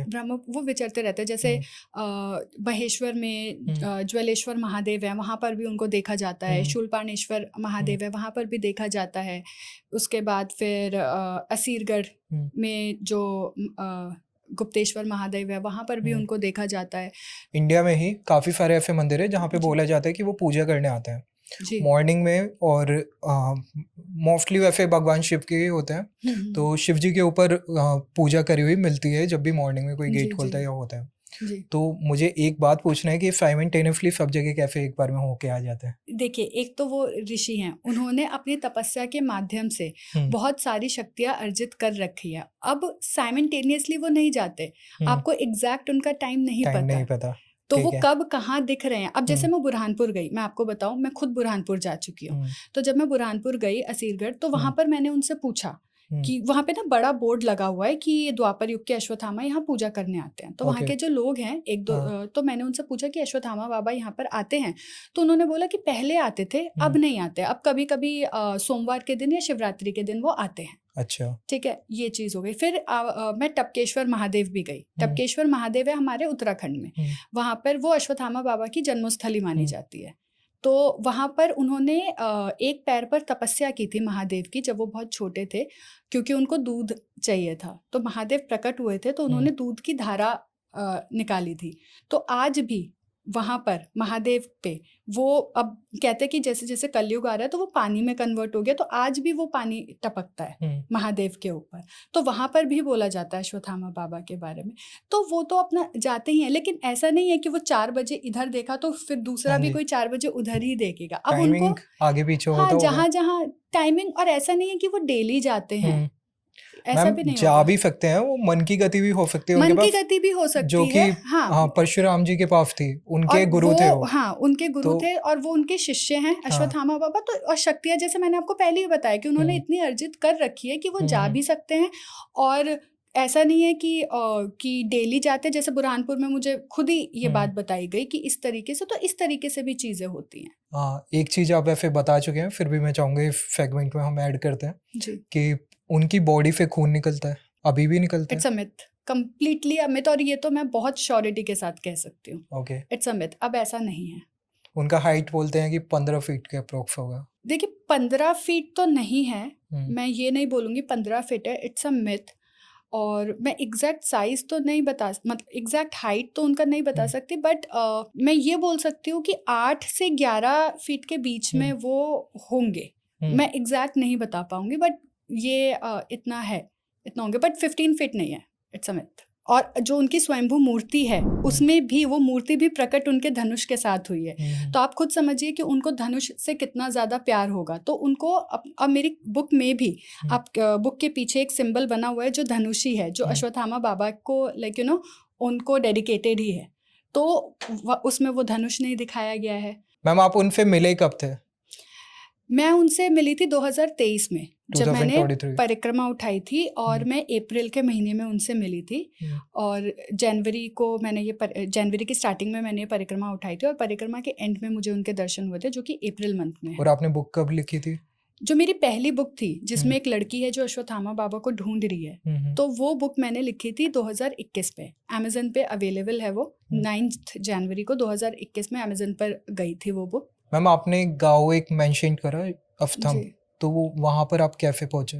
वहाँ पर मैं परिक्रमा के दौरान तो मैं पैदल ही थी, तो वो जंगल के रास्ते से होते हुए जाता। बट अभी हम जब दोबारा गए थे, तो वहाँ पर ऐसा था कि हम इंदौर पहुँचे, और इंदौर से हम लोग खलघाट पहुँचे महेश्वर के पास ये जगह है खलघाट, और खलघाट से हमने गाड़ी की थी और गाड़ी करके फिर हम लोग अस्तंभ गांव पहुंचे। और वो जो रास्ता है वो इस तरीके से है कि आप इंदौर जाइए, इंदौर से आप धड़गांव जाइए, बेसिकली आप इंदौर जाइए, इंदौर से, क्योंकि वहाँ पे डायरेक्ट नहीं है कि आपको कोई अस्तंभ गांव तक पहुंचा सकता है, तो आपको गाड़ी करनी ही पड़ती है।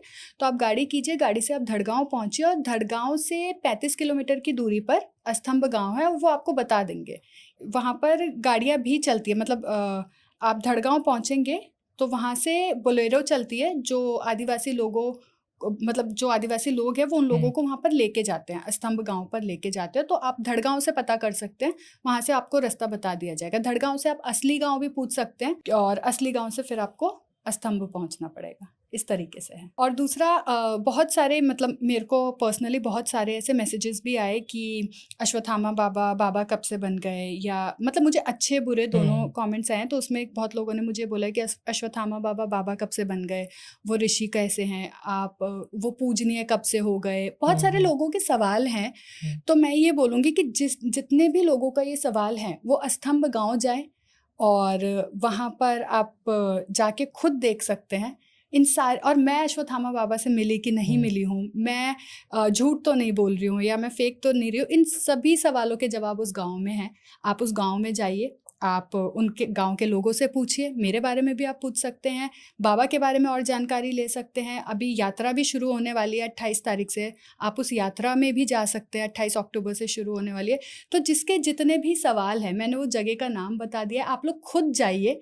मेरी रिसर्च, मेरी जर्नी पर भरोसा अगर नहीं है तो खुद जाइए और खुद जाके पता कीजिए, और फिर आपको उससे भी ज़्यादा जानकारी पता चलेगी अश्वत्थामा बाबा के बारे में जितनी मैंने बताई है। बट मेरा सिंपल सा है कि अगर किसी के कुछ भी सवाल हैं तो वो खुद अस्तंभ गांव जा सकते हैं और बाबा के दर्शन भी कर सकते हैं। मूर्ति भी है वहाँ पे, मूर्ति के भी दर्शन कर सकते हैं। पहाड़ी है सतपुरा पहाड़ी, उस पर चढ़ सकते हैं, गुफा देख सकते हैं, सारी जानकारियाँ उनको वहाँ पर मिल जाएगी। ऑल राइट मैम, हम लोग इसी नोट पे अपना पॉडकास्ट आज का रैप अप करते हैं जी। और आपको कैसे लगा यहाँ पे आके, थोड़ा बताइए। मुझे बहुत अच्छा लगा, बहुत सबसे पहले तो थैंक यू सो मच मुझे इनवाइट करने के लिए, और आपसे बात करके भी मुझे बहुत अच्छा लगा, क्योंकि मतलब काफ़ी सारी जानकारियाँ हमने शेयर की हैं, तो ये मेरे लिए बहुत बड़ी बात है, और मुझे ये प्लेटफॉर्म देने के लिए भी थैंक यू।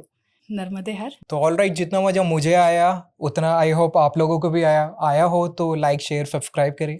जय श्री राम।